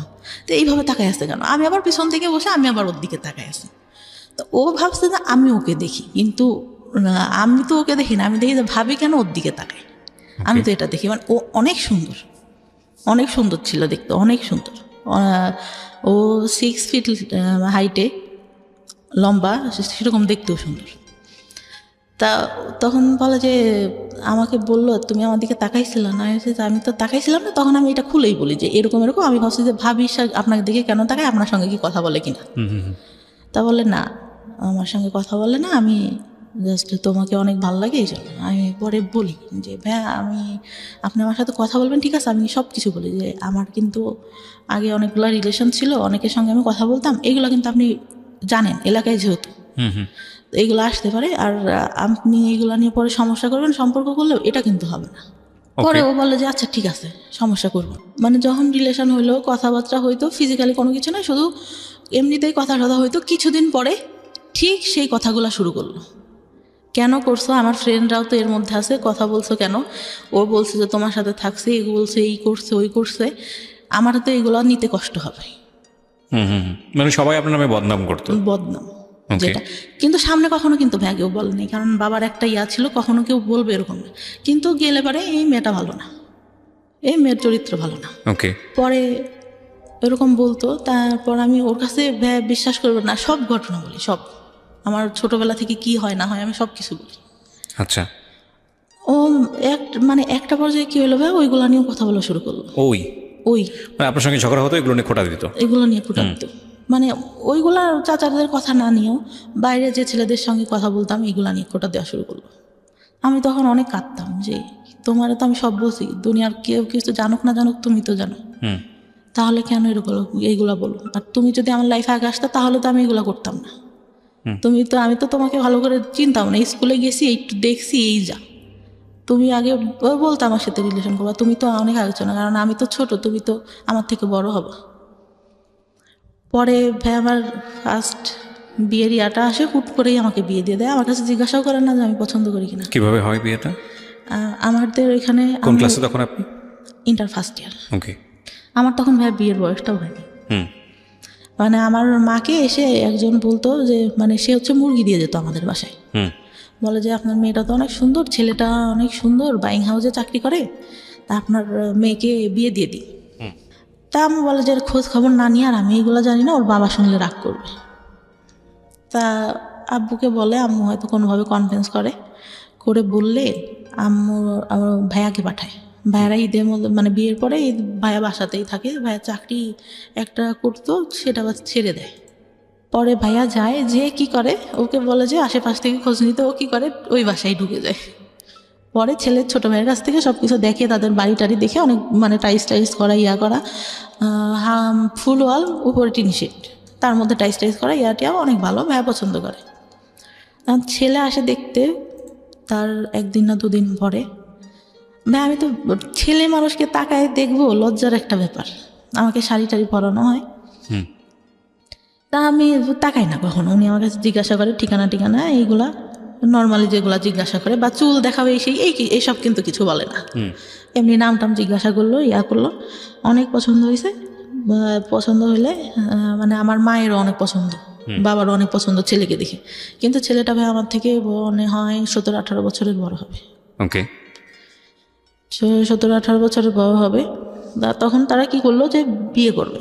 আব্বু বলে যে আচ্ছা বিয়ে না, আমার একটাই মেয়ে, আমি অনেক বড় করে অনুষ্ঠান করব, আমরা এমনিতে শুধু কাবিন রেজিস্ট্রেশন করে রাখি। রেজিস্ট্রি করা হয়, কবুল টবুল বলা হয় না। ওই ছেলের তখন রাতে ওইখান থেকে চলে যায়। আমি অনেক কান্না করি ভাই। আমি তখন বলতে পারি না যে এই ছেলের সাথে আমার সম্পর্ক আছে, আমি একে ছাড়া থাকতে পারবো না। পরে তার মধ্যেও আমার যে চাচা আসে, ছোটো চাচা আসে, ঈদে আসে, এই আসে সেই আসে, কন্টিনিউ এটা চলতে থাকে। আচ্ছা। পরে বিয়ে দেওয়ার পরে হুট করে দিয়ে দিল। আমার সবাইরে ফোন দিয়ে বললাম, আমার বড় চাচা বলে যে কী ব্যাপার, তুই বিয়ে দিলি আমাদের কাছে তো জিজ্ঞাসা করবি। পরে যাওয়ার পরে আব্বা একটা ফোন দিল, ওই কন্টিনিউ কথা হইতো ছেলেটার সঙ্গে। কথা বলার আগে অন্যই যখন চলে যায়, তার পরের দিন আমার ফুপুরা আসে, সবাই আসে। আমি বললাম যে ভাই ছবিটা দেখি ছেলেটার। আমার যখন দেখাইলো, আমি শুধু ভাইকে বললাম তোরা কি করলি। মানে এটা বিয়ে হওয়ার পরে গিয়ে আপনি ছবি দেখলেন ছেলেটার? আমি তখন তাকাই দেখিনি ভাই, মানে আমি লজ্জাতে কি তাকাই দেখবো। আমাকে জিজ্ঞাসা করছে, আমি মাথা নিচু করে যতটুকু বলার বলছি। ছেলেটা হাইট টাইট লম্বা টম্বা সুন্দর ছিল, কিন্তু অত বয়সের তো একটা ছাপ মুখের উপর পড়ে। তো বিয়ে হয়ে যায় এইভাবে। আমি সেদিন আমার যার সাথে সম্পর্ক ছিল ওকে ফোন দিয়ে আমি অনেক কান্না করি। ঈদের পরে ও বাড়িতেই ছিল, ঢাকায় পড়ালেখা করতো। ও শুধু বলে যে যা হবার হয়ে গেছে, এখন আমি কি করবো। আমি তো মানে আমার ভাইয়ের সাথে ওর আবার অনেক ভালো সম্পর্ক ছিল। আমি তো ভাইয়াকে ফোন দিয়েছিলাম যে ভাই কী করেন। এখন ভাইয়া তো আর আমাদের সম্পর্কের কথা জানে না, হয়তো অনেকের কাছ থেকে শুনতে পারে, তাছাড়া তো আর কিছু জানে না। বললো যে ওকে দেখতে আসছে, হয়তো বিয়ে হয়ে যাবে, আমি বাড়িতে। তা বলতেছে ও নাকি জিজ্ঞাসা করে আমাকে, যত দূরও বলে যে খোঁজ খবর নিছেন কি করে ছেলে, যে হ্যাঁ ভালোই। বলতেছে এরকম হুট করে কি বিয়ে দেওয়া ঠিক, ওনাকে এই কথাটা বলে আমাকে বলে যত দূর। এখন ও বলছে কি না দেওয়া আমি সঠিক জানি না। অনেক কান্নাকাটি করলে রাতে যে কাবিন রেজিস্ট্রি হওয়ার পরে ওনারা তো চলে গেল। পরে আমার সাথে কথা হইতো, কিন্তু আমি নিতে পারতাম না। পরে মানে যখন কথা হইতো, উনি একটা পর্যায়ে বলে যে আচ্ছা আমাদের তো শুধু কাবিন রেজিস্ট্রি হয়েছে, তুমি ফোনে কবুল বলো, আমিও বলি, মানে আমাদের তো তাহলে বিয়ে হয়ে গেল। কে বলছে এটা? মানে আমার যার সঙ্গে কাবিন রেজিস্ট্রি হয়। আচ্ছা আচ্ছা, ওকে। আমি বলতেছি কেন বলবো, যখন কাবিন মানে কবুল বলতে হবে তখন তো বলবি, তখন তো সবাই থাকবে। ফোনে বলে শুধু কি দরকার, কাবিন রেজিস্ট্রি তো হয়েছি। তো বলতেছে বলো, তাহলে তো আমরা স্বামী স্ত্রী হয়ে গেলাম। তা উনি বলে 3 বার বলে, আমি বলি না। মানে আমার মনের মধ্যে যেন কেমন একটা লাগে যে কি ফোনে কেন বলবো। আর যদি বিয়ে না হয়, আমার কেন জানি না মনের মধ্যে বললো যে যদি না হয়। আপনার তো রেজিস্ট্রি হয়ে গেছে, কিন্তু ওই যে ইসলামিক ধর্মে যেভাবে হয় সেটা তো হয়নি। আচ্ছা। আমরা তো ধর্মে বুঝি যে মানে কাবিন রেজিস্ট্রি হলে তো বিয়ে হচ্ছে না, আমাদের কবুল বলতে হবে 3 বার। আমাদের হাদিসে যতটুকু বলা আছে। আচ্ছা। ওটা তো হয়নি। যদি না হয়, মানে আমার ওই চিন্তাটা মাথার মধ্যে। আমি তখনও স্টিল আমার বয়ফ্রেন্ডে লাভ করি। পরে আমার বয়ফ্রেন্ডটা মাঝে মধ্যে ঢাকার থেকে আসতো। তারপরে একটা পর্যায়ে মানে এতটাই হয়ে যায়, ফিজিক্যাল রিলেশন হয় আমাদের মধ্যে। মানে বয়ফ্রেন্ডের সঙ্গে? হ্যাঁ, বয়ফ্রেন্ডের সঙ্গে। ওকে। বয়ফ্রেন্ডের সঙ্গে ফিজিক্যাল রিলেশন হয়, পরে মানে ও কন্টিনিউ আমার বাসায় আসতে থাকে রাতে, আসতে থাকে, এরকম হয়। পরে মানে ফিজিক্যাল রিলেশন হলে আমি মানে ফার্স্ট, তার আগে তো বলছি যে একটা বয়ফ্রেন্ডের সঙ্গে হয়। তো ওই টাইমটাতে ও বলতো যে ওই বয়ফ্রেন্ডটার কথাও জানতো যে তুমি এইগুলো করছো, আবার ওই যে বললাম যারা পিছনে ঘুরতো ওরা ওই বাজে কথা বলতো, না করলেও বলতো। তো ওইখান থেকে মানে আমার খুব খারাপ লাগতো যে কী রে, ওর সাথে আমার সব হয়ে গেল, ওরা আমি সব বলছি, তারপরে ও কেন আমাকে এগুলো বলে। পরে আমি একটা পর্যায়ে এরকম কথা বলতাম, আব্বু বলতো যে তোর বিয়ে হয়ে গেছে, ছেলে চাকরি করে, এত কথা তুই কেমনে বলিস। আব্বু তো আর জানতো না যে আমি অন্য কারোর সাথে কথা বলি, কিন্তু আব্বু হয়তো আজ করতে পারে একটু, আচ্ছা, যে আমি অন্য কারোর সাথে কথা বলতেছি। পরে আমি তো কিছু বলি না। পরে আমার ফোনে একদিন ফোন আসে, খাচ্ছিলাম, আব্বুরা বসেছিল, হঠাৎ করে আননোন নাম্বার থেকে ফোন দেখে আব্বু যে বুঝতে পারে যে এইটা তো আমার মানে যার সাথে রেজিস্ট্রি হয় তার নাম্বার না। পরে কিভাবে যেন বুঝতে পারে জানি না। পরে ওই টাইমটাতে আবার কি হয়, একটা ছেলে আমাকে অনেক পছন্দ করতো, আব্বুকে মামা মামা করতো। আচ্ছা। পছন্দ করতো বলতে মানে আমার আব্বুকে ভাঙাই খায় মানুষ বলতে যেরকম, ওরকম খাচ্ছে এখন পর্যন্ত। মানে এইটা বলতেছে, এটা বলতেছে। আমার বাবা আবার তাকে এতটাই ভালোবাসে, এতটাই বিশ্বাস করে, আমার মনে হয় আমাদের থেকে তাকে বেশি ভালোবাসে। আমি বললাম যে ভাই আপনি তো আব্বুকে বলতে পারেন। আমার যখন ইন্টার ফার্স্ট ইয়ার ভর্তি করতে নিয়ে যায়, তখন উনি আমাকে বলে বাইকে এটা কি বসে। বিয়ের পরের ঘটনা এগুলো আপনার? না, বিয়ের আগে। আচ্ছা বলতে ভুলে গেছি। আচ্ছা।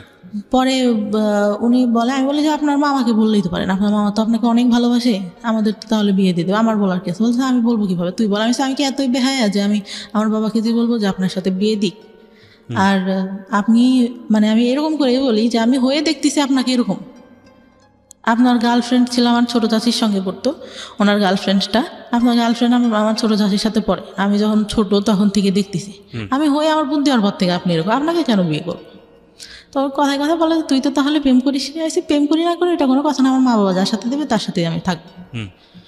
পরে ভাইয়া কী করে, বিয়েটা হওয়ার পরে উনি কি করলো, ওই ভাইয়াটাই মানে কার কাছ থেকে খোঁজ খবর নিতে জানি না, তাদের জমি জায়গা নাই, হ্যান নাই, তেন নেই, এসব বলে বিয়েটা 5 মাসের মাথায় ভেঙে দেয়। মানে আপনার যে রেজিস্ট্রি হয়েছিল সেই বিয়েটা হ্যাঁ, ভেঙে দেয়? ভেঙে দেয়। আচ্ছা। তা আব্বু ওই বয়ফ্রেন্ডটার কথা জানতে পারে এক পর্যায়ে। আমি বলি আব্বুর কাছে বিয়েটা ভাঙার আগে, তা বলে যে তাহলে বিয়েটা ভেঙে দিয়ে ওর সাথে তোর বিয়ে দিব, এরকম করে বলে।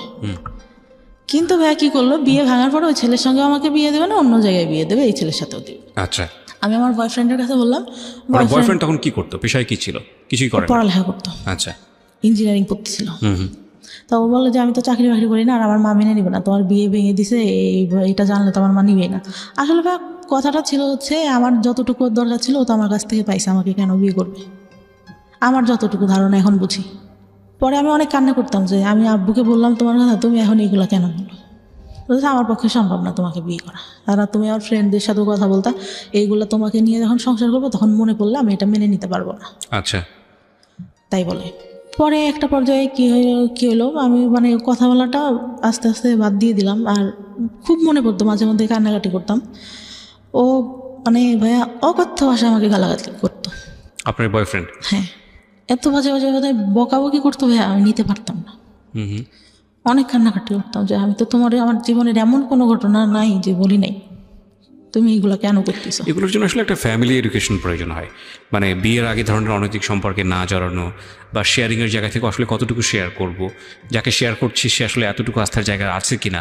সো এগুলোর জন্য আসলে একটা ফ্যামিলি আন্ডারস্ট্যান্ডিংয়ের প্রয়োজন হয়, ফ্রেন্ডশিপের প্রয়োজন হয়, এবং একটা ফ্যামিলি আমার এডুকেশনের স্কুল প্রয়োজন হয়। জীবনে ভাইয়া একটা বান্ধবী ছিল, অনেক ভালো। ও ক্লাস 4 থেকে চলে যায়, তারপর থেকে আমার কোনো ভালো বান্ধবী জীবনে আসেনি। রাইট। আপনি যে ভুলগুলো করেছেন আসলে ভুল করতে করতে শিখেছেন, তার আগে আপনি না, যে কেউ বলবে বুঝাবে এরকম কেউ ছিল না। রাইট। তো তারপরে কি হলো? পরে একটা পর্যায়ে এরকম বাদ দিতাম, আর আমি মাঝে মধ্যেই ফোন দিলে ওরকম বাজে বাজে কথা বলতো। পরে মানে ওই বিয়েটা ভেঙে গেলে আমি আবার আব্বুকে বললাম যে আচ্ছা যাই হয়েছে হয়েছে, ও তো আমার কী করবে না। আর আমি তো মানে চিন্তা করে দেখলাম, আব্বুকে বললাম যে ও বলতেছে এই কথাগুলা, তার থেকে বিয়ের পরে যদি অশান্তি করে তার থেকে এখন হয়তো বাদ দিয়ে দেওয়াই ভালো। ওই আগে আমার যে কাবিন রেজিস্টার হয়, ওই ছেলেটা আবার মানে আমাকে খুব ভালোবাসতো, আর ওর বাবা আমাকে অনেক আদর করতো ভাই। মানে আমার মনে হলো যে আর একটা বাবা পাইছে আমার জীবনে, মনে এত ভালো লোকটা ছিল। মা ছাড়া কথা বলতো না আমার সঙ্গে কখনো, প্রত্যেকটা দিন আমি ফোন না দিলেও সে ফোন দিয়ে কথা বলতো। তা আমি একটা পর্যায়ে বললাম যে এতদিন কথা বলছি, আমার চাচাদের বললাম, আমার ফুফাদের বললাম যে আপনারা আব্বুকে দেখেন ম্যানেজ করতে পারেন কিনা ওই ছেলের সঙ্গে আমি কথা বলি। তখনও মানে কাবিন রেজিস্ট্রি হয়েছিল ওই ছেলেটার সাথে। ও বলে যে আচ্ছা তোমার বাসা থেকে যদি দেয় আমি তোমাকে নিব, কারণ আমি তোমার অনেক ভালোবেসে ফেলছি। পরে ইয়া করার পরে কি হয়, আব্বু রাজি হইলো যাও, ওদের বাসায় গেল, ছেলে বাসায় নেই। আমার চাচা ফুপা ফোন দেয়, ছেলে ফোন ধরে না। ওর সেদিন ওর ভাবিরা ওর মারাও নাকি ভালো ব্যবহার করে না, ওর বাবা শুধু ভালো করে কথা বলে। পরে আমার চাচারা এসে বললো যে ওই ছেলে বিয়ে করবে না, হয়তো বিয়ে করতে চেয়ে ভেঙে দিবে এরকম। আচ্ছা। পরে ওই ছেলেটা আবার ফোন দিয়ে চাচাদের বলে আচ্ছা আমি একটু বাইরে ছিলাম এই জন্য ফোন, তুই ফোন ধরতা, বাইরে ছিল, আমাদের সামনে আসা নাই, ঠিক আছে। একটা কথা কি ভাইয়া, যেটা সত্যি কথা, ওই ছেলেটার অনেক বয়স ছিল, এই জন্য মূলত ও চাচাদের সামনে আসেনি। ওকে। ও ভাবছে যে এত ছোট মেয়েকে আমি বিয়ে করছি, আমার সাথে হয়তো দেখার পরে দিবে না, এই জন্য সে ভয় সামনেই আসেনি। আচ্ছা।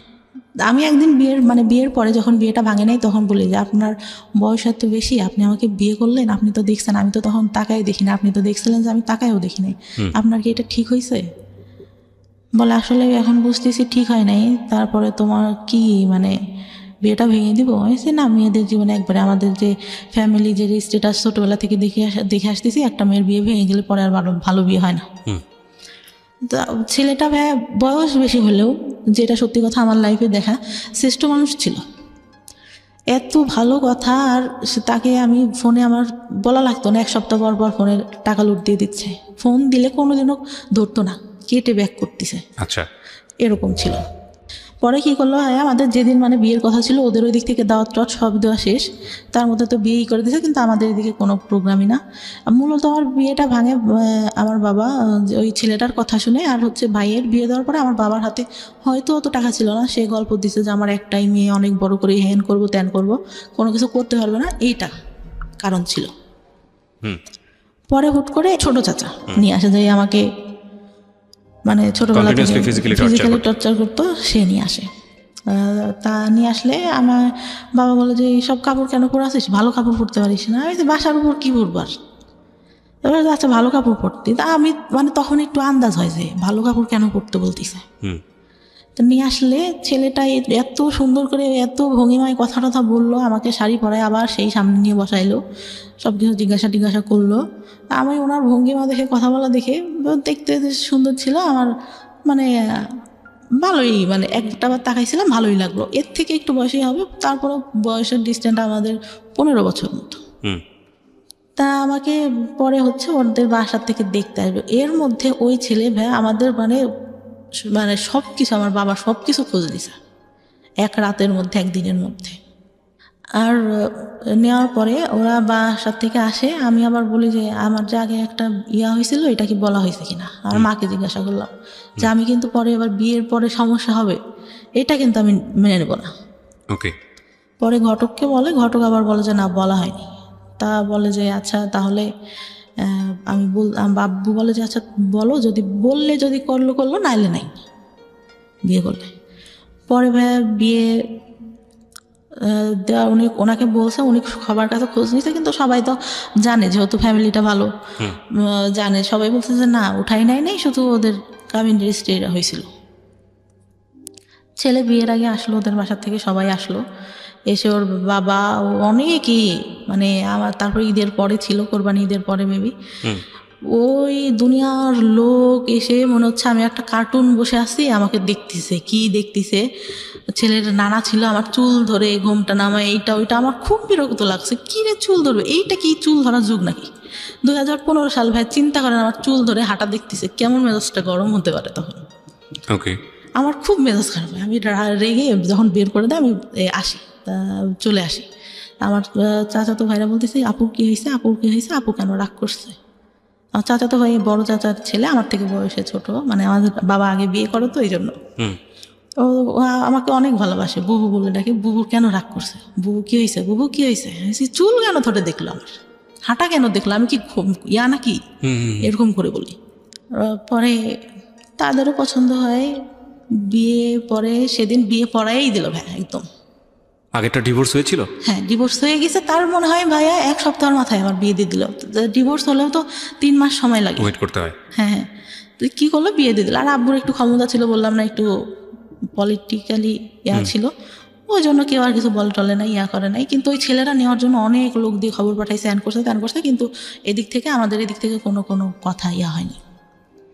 তা আমি একটা সময় মানে আগের যে ছেলেটা ছিল ওকে বলছিলাম যে তুমি যদি চাও আমি কিন্তু চলে আসবো, কিন্তু সে নাচরবান তো অনুষ্ঠান করতে হবে, হ্যান ত্যান এটা সেটা। আবার তাদের চিন্তা ছিল কিছু দেবে না। পরে এর সাথে বিয়ে গেল, সেদিন বিয়েটা একদম পড়াই দিল। বিয়েটা পড়াই দেওয়ার পরে ছেলের কথার ভঙ্গিমা এটা সেটা, সে ডিপ্লোমা কমপ্লিট করছে, সে বললো যে আমি বিএসসি কমপ্লিট করছি। মিথ্যা কথাটা পুরাই বললো যে টাউনে জায়গা আছে ওইখানে বাড়ি করবো, এটাও পুরা মিথ্যা কথা। জায়গা কিছুই মানে এমনিতে গ্রামে জায়গা জমি আল্লাহর রহমতে ভালো আছে, কিন্তু ওইগুলো মিথ্যা কথা। কারণ ওদের যে বাড়ি টাড়ি দেখলে তো বিয়ে দিবে না। আমার চাচা কিন্তু দেখে আসছে ভাই, কিন্তু সে মানে বাড়ি কেমন, এটা কেমন, এটা কেমন কিছুই বলে নাই। বলছে ভাই ছেলে ভালো চাকরি করে, ভালো দেখতে, বাড়ি জমি জায়গা যা আছে অনেক ভালো। বিয়ে হওয়ার পরে তার সাথে উঠাই নাই তখন, এমনিতে বিয়ে হলো, ছেলে থাকলো রাতে, সব কিছু জিজ্ঞাসা করলো যে বিয়ে হয়েছিল, কোনো কিছু হয়েছে কিনা এটা সেটা। আমি বললাম না, বিয়ের আগেই তো বলছি যে শুধু কথাই হইতো আর কোনো কিছু না। আর ছেলেটা হয়তো ওইরকম ছিল না যে দেখা করবে বা হ্যান ত্যান। পরে সারা রাত গল্প টল্প করলাম, করার পরে মানে ভাইয়া যে বলে না যে মানে হাজব্যান্ডের কাছ থেকে একটা ভালো কথা বা ভালো কিছু, সে প্রথম অনেক ভালো কথা বলতো, ভালো ব্যবহার করতো। আমি ফার্স্ট যখন ঢাকায় আসলাম, একা আসলে চাকরি করতো, একটা বাসায় এসে একা থাকতো, তার ফ্রেন্ডের সাথে একটা বিজনেস করতো। এক পাশে হচ্ছে তাদের জিনিস থাকতো, এই কসমেটিক্স এটা সেটা, আর এক পাশেও থাকতো। ইয়ে হয় ভাই, আমাকে একটা ফোন গিফট করে, ফোনটা হারাই যায়। বাস থেকে যখন নামবো গাবতলিতে, আমার ব্যাগে ধাক্কা লাগে বাসের মধ্যে থেকেই। আমি ভাবি যে হয়তো সিটে লেগে ধাক্কা লাগছে। তখন আমি বাইরে নেমে দেখে আমার ব্যাগের মধ্যে থেকে ফোন নাই, তো নাই, ফোন দেওয়া হচ্ছে, ফোন বন্ধ। তখন বুঝতে পারছে, বাসায় এনে বললো যে আমি অনেক কষ্ট করে সব কিছু করি এইরকম। তা আমি অনেক কান্না করতেছি যে আসলে আমি তো ইচ্ছা করে করিনি। আমার আব্বু ফোন দিছে, কী হয়েছে, ফোন বন্ধ কেন, ফোন হারাই গেছে, ওর সাথে কথা বলতেছে। আমি না, আব্বুকে রাগারাগি করবো, আমি বলবো না, আমি কথা বলবো না।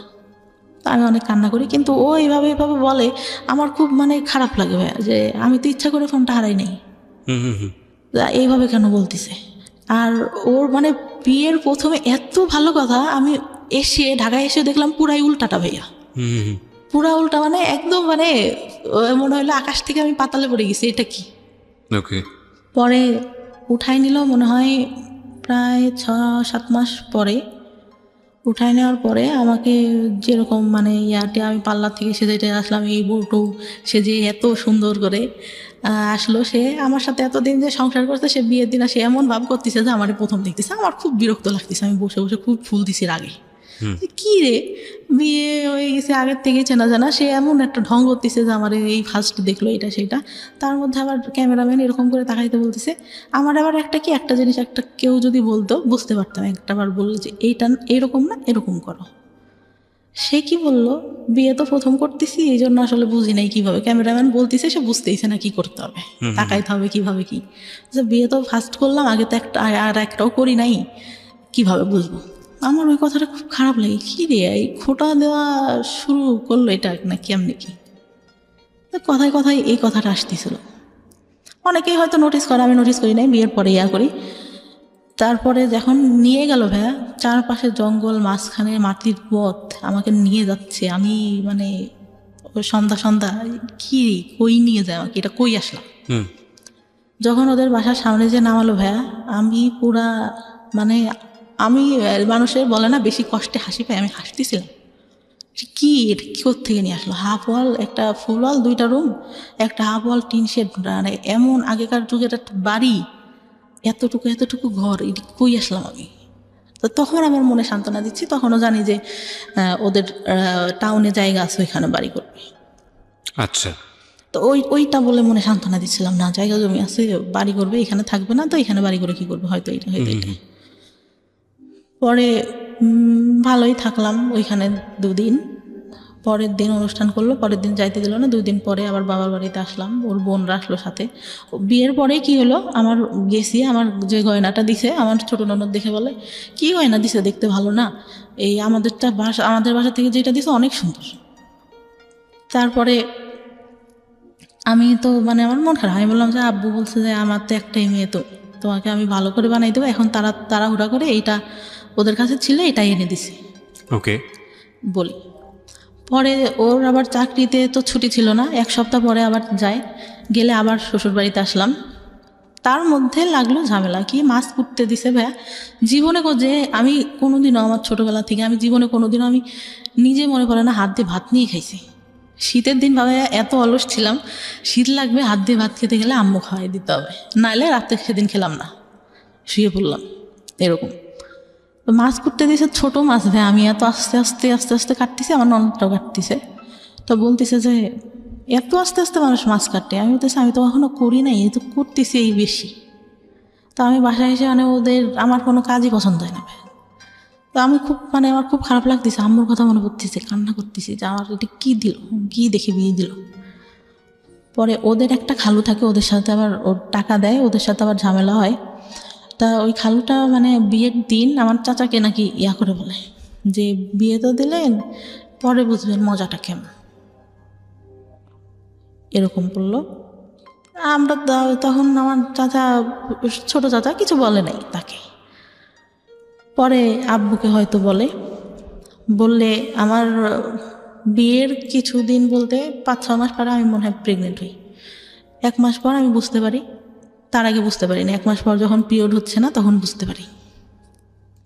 তার মধ্যে ওই যে শ্বশুর বাড়িতে যাই মাঝে মধ্যে, আমার শ্বশুর তখন বেঁচে ছিল, এইটা নিয়ে বাঁধাবো ওইটা নিয়ে বাঁধাবে, এইরকম এই কাজটা কেন করে না, ওইটা কেন কিছুই করে না। আমি তো ভাই আমি বুঝি না আসলে সংসারে কি করতে হয়, টোটালি আমি বুঝি না কি করতে হয় একটা সংসারে, যে উঠবো সকালে উঠে এটা করবো ওইটা করবো। আমি তো ওইভাবে মানুষই নেই, সব দেখছি আমার মা কাজের লোক দিয়ে করাচ্ছে, নিজে শুধু রান্নার বান্না করতেছে। মানে বললাম না ফ্যামিলিটা বড় ছিল, একসাথে ছিল সবাই, তো করতেছে। তারপর আমি মানে করতাম না, আমার কী হলো বাচ্চাটা যখন প্রেগনেন্ট আমি, তখন আমি একদম আমার বাড়িতেই, আমার বিয়ের পরে ভাই আমার হাজব্যান্ড আমাকে কাপড় দিত না।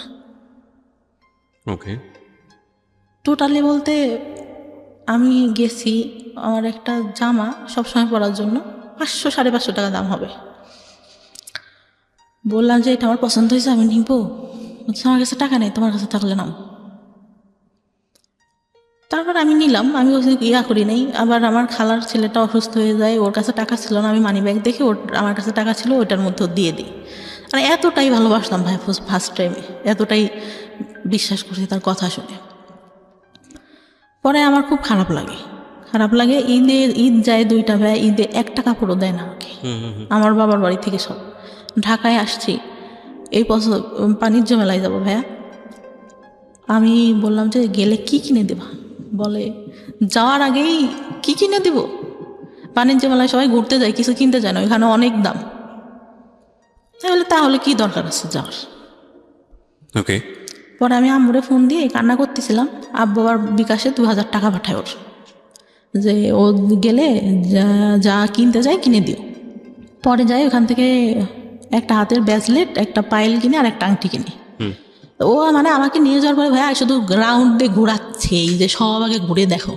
আর দোকান যখন বন্ধ হয়ে যাচ্ছে তাড়াহুড়ো করে ওই 3টা জিনিস নেই, নিয়ে আসার পরে যে প্রেগনেন্ট, তখনও জানি না প্রেগনেন্ট। আসি আবার যাই ওই শ্বশুরবাড়িতে, বেশি হলেও 3 থেকে 4 দিন থাকি, তার মধ্যে ভাইয়া যত সব কাহিনী।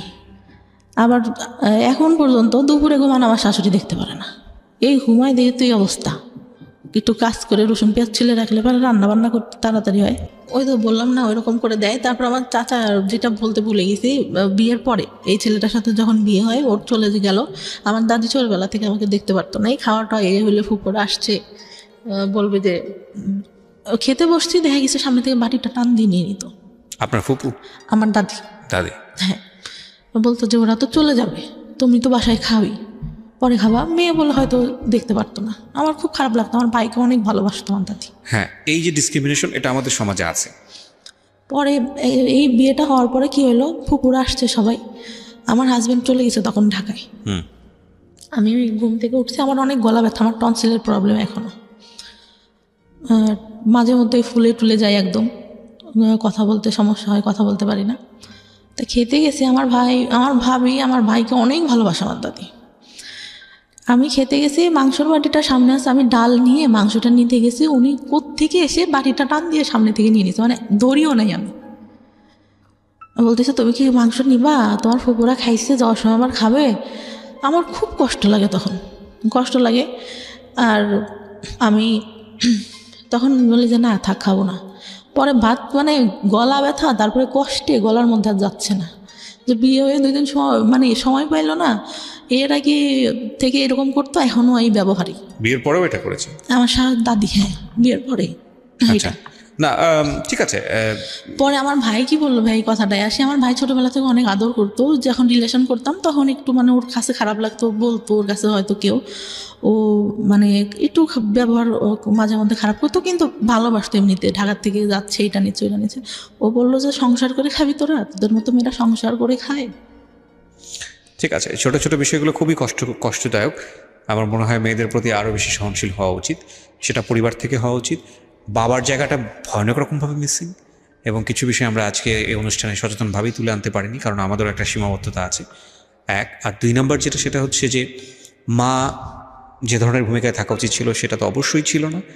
মানসিক বিকাশ বলতে যেটা বোঝায় এই মেয়েটির, সেটা হয়নি, এবং যে কারণে ওর জীবনে কিছু সিক্রেটস জন্ম নিয়েছে। সেটা হচ্ছে বিয়ের আগে এক ধরনের অনৈতিক সম্পর্কে জড়িয়ে যাওয়া, এবং সেটার রেজাল্টও ভালো না হওয়া। আপনি দেখেন ওর জীবনে কোনো বেস্ট কোম্পানি নেই, একটা ভালো বন্ধু সেও খুব অল্প সময়ের জন্য, তারপরে সে নাই।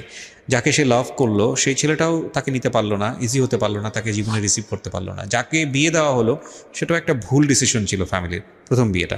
দ্বিতীয় বিয়েটার ক্ষেত্রে সেটাও হুটহাট করেই বলা চলে, যেই সংসার সে করছে। ইন দ্য মিন টাইম যেই অনৈতিক যে সম্পর্কগুলো তার জীবনে এসছে, সেখানে তার প্রপার এডুকেশনের অভাব ছিল। সব কিছু মিলিয়ে একটা ভজকট জীবন। এবং আমি যে প্রশ্নটা করেছিলাম সেই প্রশ্নের উত্তরে আপনি বলেছেন না। না কেন, সেই গল্পটা তো আসলে, সেই অ্যান্সারটা তো আসলে পুরো গল্পই। তারপরেও আমরা আপনার কাছ থেকে শুনতে চাই যে আপনি সুখী না কেন। পরে ভাই আমার বাচ্চাটা হওয়ার পরে যখন 6 না, মাস, আমি সুখী না কেন এই প্রশ্নের উত্তর চাচ্ছি, আমি আর স্টোরিতে যেতে চাচ্ছি না। সুখী না কারণ আমি কাজ করি এখন যতটুকু পারি, তারপরেও আমার শাশুড়ি এইটাইভাবে রান্না করে খায় না, এটাই আমি জানি, ধরেন রান্না আপনার করে খায়। দৈনন্দিন জীবনে অনেক ধরনের প্রবলেম আছে, সে কারণেই আপনি অসুখী। কিন্তু আপনার জীবনের কি কোনো স্বপ্ন ছিল? হ্যাঁ ম্যাম, কি স্বপ্ন ছিল? আমি চেয়েছিলাম যে ইন্টার কমপ্লিট করে ভালো একটা কলেজে ভর্তি হব, ওকে, পড়ালেখা করে কিছু একটা করব, নিজের পায়ে দাঁড়াবো, নিজের পায়ে দাঁড়াবো, নিজে আর্ন করবো, ডিসিশন মেক করবো। হ্যাঁ হ্যাঁ, ডিসিশন মেক করবো। আর একটা ইচ্ছা ছিল যে আমার বাবার টাকা উড়ায় অনেক, মানে মানুষের পিছনে, এটা বুঝে না, এখন অনেক দিনাদায়ী হয়ে গেছে। আমি চাই, আমার ভাই বিয়ে করছে, সে এখন টাকা পয়সা দেয় না, আরো পারলে বাবার থেকে উল্টা নেয়। আমি চাই তার দেনাদায়ীটা শোধ করতে। মানে আপনি চাইতেন? আমি চাইতাম। বাবাদের ভুল এই সব জায়গাতেই, এবং হয়তো আপনার মেয়েটা যদি আজকে সেই রকম নিজের পায়ে দাঁড়াতো, তাহলে হয়তো আপনারই জন্য উপকার হতো। এবং আমাদের, আমি সবসময় যে কথাটা বলি, সবসময়ই বলি, এই গল্পগুলোর সাম আপ একটা জায়গায় এসে দাঁড়িয়ে যায়, never sacrifice 2 things in your life. Number 1 is education, and number 2 is your career. এই দুটো জিনিস স্যাক্রিফাইস করলে এগুলো কখনো জীবনে রিটার্ন আসে না। বাকি জিনিসগুলো রিটার্ন আসে, কোনো না কোনোভাবে আমাদের সামনে ঘুরে ফিরে চলে আসে। হ্যাঁ, এখন সেই জায়গাটায় তো অবশ্যই আমি মাকে হারালে তো আপনি মাকে ফিরে পাবেন না, বউকে হারালে বউ পাবেন, হ্যাঁ এটা বলাই যায়। কিন্তু গার্লফ্রেন্ড গেলে জীবনে গার্লফ্রেন্ড আসবে, বয়ফ্রেন্ড গেলে বয়ফ্রেন্ড আসবে। একটা মানুষ জীবন থেকে চলে গেলে তার রিপ্লেসমেন্ট হয়তো অন্য একজন মানুষ হবে, এটা হয়। হ্যাঁ, এখন আমরা যখন লাভ করি তখন আলটিমেটলি এটাই চিন্তা করি যে না, তাকে ছাড়া আমার জীবন বৃথা। আমাদের লাভের স্টাইলটাই এরকম, ধরনটাই এরকম, আমরা অন্য কোনো কিছু চিন্তা করতে পারি না। লাভ সবসময়ই যখন হয় তখন একদম ব্লাইন্ডলি ডিপোজিট হয় সেই জায়গাটাতে। সো ওইটা নিয়ে আমরা, কিন্তু মজার বিষয় হচ্ছে যখন জীবন থেকে ওটা সরে যায় এবং জীবনে যখন সেকেন্ড আর একটা মানুষ আসে, তখন একটা পর্যায়ে গিয়ে মনে হয় কতটা বোকা ছিলাম, কতটা হাস্যকর ছিল এই সময়গুলো, কত না বড় ভুল করেছে। কিন্তু সিচুয়েশনের থেকে সেটা বোঝা যায় না। তো যাই হোক, আমি যে কথাটা বলছিলাম যে জীবনে আসলে এই দুটো জিনিস স্যাক্রিফাইস করলে এই দুটো জিনিস আর কখনো রিটার্ন আসে না, এবং তখন জীবনটা খুব দুর্বিষহ হয়ে ওঠে। কি ছেলে কি মেয়ে, প্রত্যেকেরই স্বাধীনভাবে বাঁচার ক্ষমতা আছে, এবং প্রত্যেকেরই নিজস্ব চিন্তায় বড় হওয়ার সুযোগ আছে। ধরুন, কেন এই দুটো জিনিসের কথা বলি? এই মেয়েটি তার সংসার জীবনে সুখী না, এই মেয়েটি তার পারিবারিক জীবনে সুখী না, এই মেয়েটির একটা বাচ্চা আছে। এই মেয়েটির যদি অন্তত ডিসিশন মেক করার ক্ষমতা থাকতো, যে পৃথিবীর কোনো জায়গা থেকে সে সুখী না, কিন্তু তার ডিসিশন মেক করার একটা ক্ষমতা আছে, অন্তত ওই জায়গাটা সে সুখী হতে পারতো। আর ডিসিশন মেক করার ক্ষমতা তখনই থাকে যখন একটা মানুষ আর্ন করে, যখন একটা মানুষের আয় করার ক্যাপাসিটি থাকে। যে মানুষটার আয় করার ক্যাপাসিটি থাকে না, সে মানুষটার ডিসিশন মেকিং করার ক্ষমতা থাকে না। সুতরাং পৃথিবীর সমস্ত জায়গা থেকে যদি আপনি বঞ্চিত হন হ্যাপিনেসের জায়গাটা থেকে, আর্ন যদি আপনি করেন, পয়সা রোজগার যদি আপনি করেন, আপনার যদি একটা জব থাকে বা অন্য কোনো যে কোনো বৈধ উপায়ে আপনি যদি অর্জন করেন, সেক্ষেত্রে আপনার অন্তত একটা হ্যাপিনেস থাকবেই থাকবে। So never ever sacrifice your career, and education না থাকলে ক্যারিয়ার আসবে না। সচরাচর আমরা সেটাই দেখি, ব্যতিক্রম অনেক আছে। তো এডুকেশনও আসলে স্যাক্রিফাইস করা উচিত না। এডুকেশনের স্যাক্রিফাইসনেসটা নিজের জীবনটাকে অনেকখানি দুর্বিষহ করে তোলে। এই মেয়েটির ক্ষেত্রে যেটা হয়েছে এডুকেশনের ক্ষেত্রে, সেটা পারিবারিক ভুল এবং তার নিজেরও অনেকখানি ইচ্ছার অভাব ছিল। একটা সময় তার মনে হয়েছে যে পড়াশোনা করে কী বা হবে, সে যেটা দেখেছে। এবং সব কিছু মিলিয়েই এই রকম জীবন, সমাপ্তির মতো জীবন বাংলাদেশের অনেক মেয়ের আছে, অসংখ্য মেয়ের আছে। কিন্তু একটা কথা হচ্ছে যে আমরা আসলে সুন্দর দিনের স্বপ্ন দেখি, আমরা আগামীকাল নিয়ে পজিটিভ ভাবতে চাই, আমরা বেঁচে থাকি ভালো কিছুর জন্য।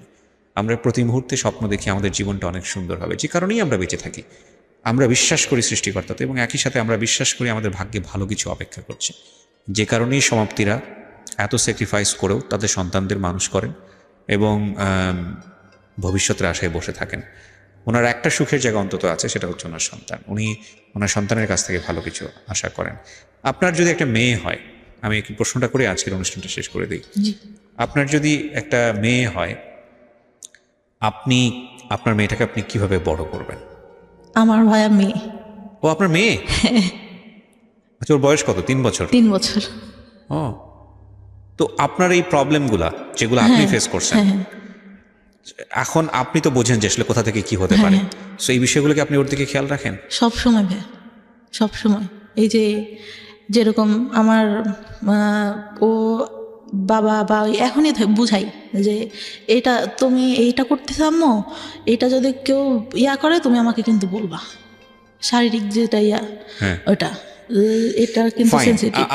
আর ও মানে এত বিশ্বাস করবেন না, এত বুদ্ধি ওর মাথায়। আমি যদি একটু কান্না করি ভাইয়া, মা তোমার কি হয়েছে, বিউটিফুল। আমি চাই আপনার মেয়েকে আপনি ভালো শিক্ষায় শিক্ষিত করেন এবং তাকে আমি মেন্টালি সাপোর্ট দিব ভাই, সব দিক থেকে। ওর বাবা না দিতে পারলে আমি যেটা, আমার হাজব্যান্ড এখন পর্যন্ত ভাই আমার এটা বলা খুব দরকার, হাত খরচ দেয় না। আমার বাচ্চা পেটে আসে, তারপরে ফার্স্ট আমার গায়ে হাত তোলে। আমি জানি ভেতরে যদি ঢুকি তাহলে আরও অনেক কিছু বের হবে যেগুলো হয়তো সহ্য করার মতো না, কিন্তু তারপরেও সেই মানুষটাই আপনার মানুষ এবং তার সাথে আপনি সংসার করছেন। হয়তো ভবিষ্যতে সবকিছু ঠিক হয়ে যাবে। সবকিছু ঠিক হওয়া সম্ভব বলে আমার মনে হয় না, কারণ সে এখনো ফেসবুকে এত মেয়ের সাথে কথা বলে। আইডি আছে আপনার কোনো ফেসবুক আছে? হ্যাঁ, আমার ফেসবুক আছে। সো আপনি ওটাতে তাকে মনিটর করেন? না। আচ্ছা, আমি কিন্তু সে এসে করতেছে, কথা বলতেছে, রেখে দিছে। আমি দেখতে গেছি অনেক মেয়ের সাথে। আচ্ছা, আমি আপনাকে একটা প্রশ্ন করি, প্রসঙ্গটা অন্যদিকে চলে যাচ্ছে। যে মানুষটা আপনাকে ভালোবাসে না, যে মানুষটা আপনাকে সময় দেয় না, বা আপনি তাকে যেভাবে চাচ্ছেন সেভাবে তাকে পান না, সেই মানুষটা 8-10 জন মানুষের সাথে কি করলো না করলো সেটা দিয়ে আপনার কি লাভ? আগে প্রথম অনেক খারাপ লাগতো ভাইয়া, প্রথম অনেক খারাপ লাগতো। এখন মানে দেখেও বলতে গেলে অনেক মারতো। আচ্ছা, অনেক মারতো। আমার শ্বশুর বললাম মারা যায়, আমার মেয়েটা যখন 6 মাস বয়স, তখন আমার মা আমার সঙ্গে যায়। আমার শাশুড়িরা সব আমার মায়ের দিয়ে এটা করেন, তো আপা ওইটা করেন, তো আমার ননদরা। লাইফে না সবকিছু চুক্তি দিয়ে হয় না। আপনি যে ঘটনাগুলোর মধ্যে যাচ্ছেন, এই ছোট ছোট ঘটনার মধ্যে আমি আর যাচ্ছি না। আমি এখনো পজিটিভ ভাবতে চাই, যেহেতু আমি আমার হাজবেন্ডের গায়ে হাত তুলে একটা পর্যায়ে এইটা। ঠিক আছে, আমি জানি আপনার জীবনে হয়তো আরো বেশি কিছু সিক্রেটস আছে। আপনি এটা যেটা হয়েছে আপনার কাছে গায়ে কন্টিনিউ হাত তুলতে, হয়তো একটা সময় আপনি কি, আমি ওই জন্য তুলি না, আমার মায়ের জন্য। আমার বাসায় আমার মা আসে, আমার মেয়েটা তখন ছোট, ও অফিস থেকে এসে কন্টিনিউয়াসলি এটা দেন তো ওইটা দেন তো বলে। আমি বলি যে তুমি এরকম বলো দেখি তো, তোমার বাসায় আমার মা গেছিল, তোমার মারাও বলে। সে একটা পর্যায়ে উঠে আসলে বললো যে তুই দিলি না কেন আমি আসার পর।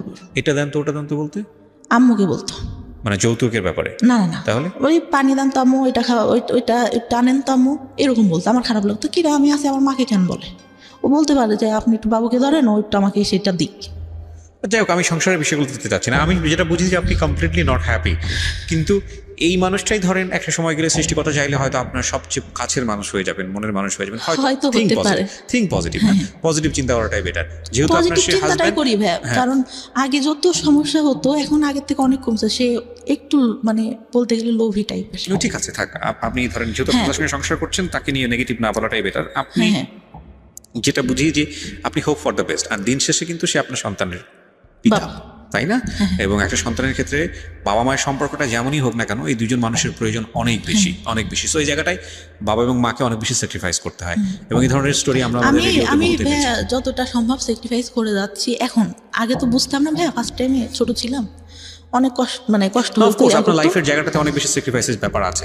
সো আমি আসলে ওই জায়গাটাই কনক্লুশন টানতে চাই যে আপনার সন্তান, আপনি যেই ধরনের পরিবেশের মধ্য দিয়ে বড় হয়েছেন, যেটা আপনার লাইফে খুব নেগেটিভলি ইফেক্ট করেছে, সেটা থেকে সেফ থাকবে, কারণ আপনার এক্সপিরিয়েন্সের জন্য। হ্যাঁ, আমার এই জায়গাটাই experience-এর টানতে জন্য। চাই হচ্ছে আমার যারা লিসনার তাদের কাছে।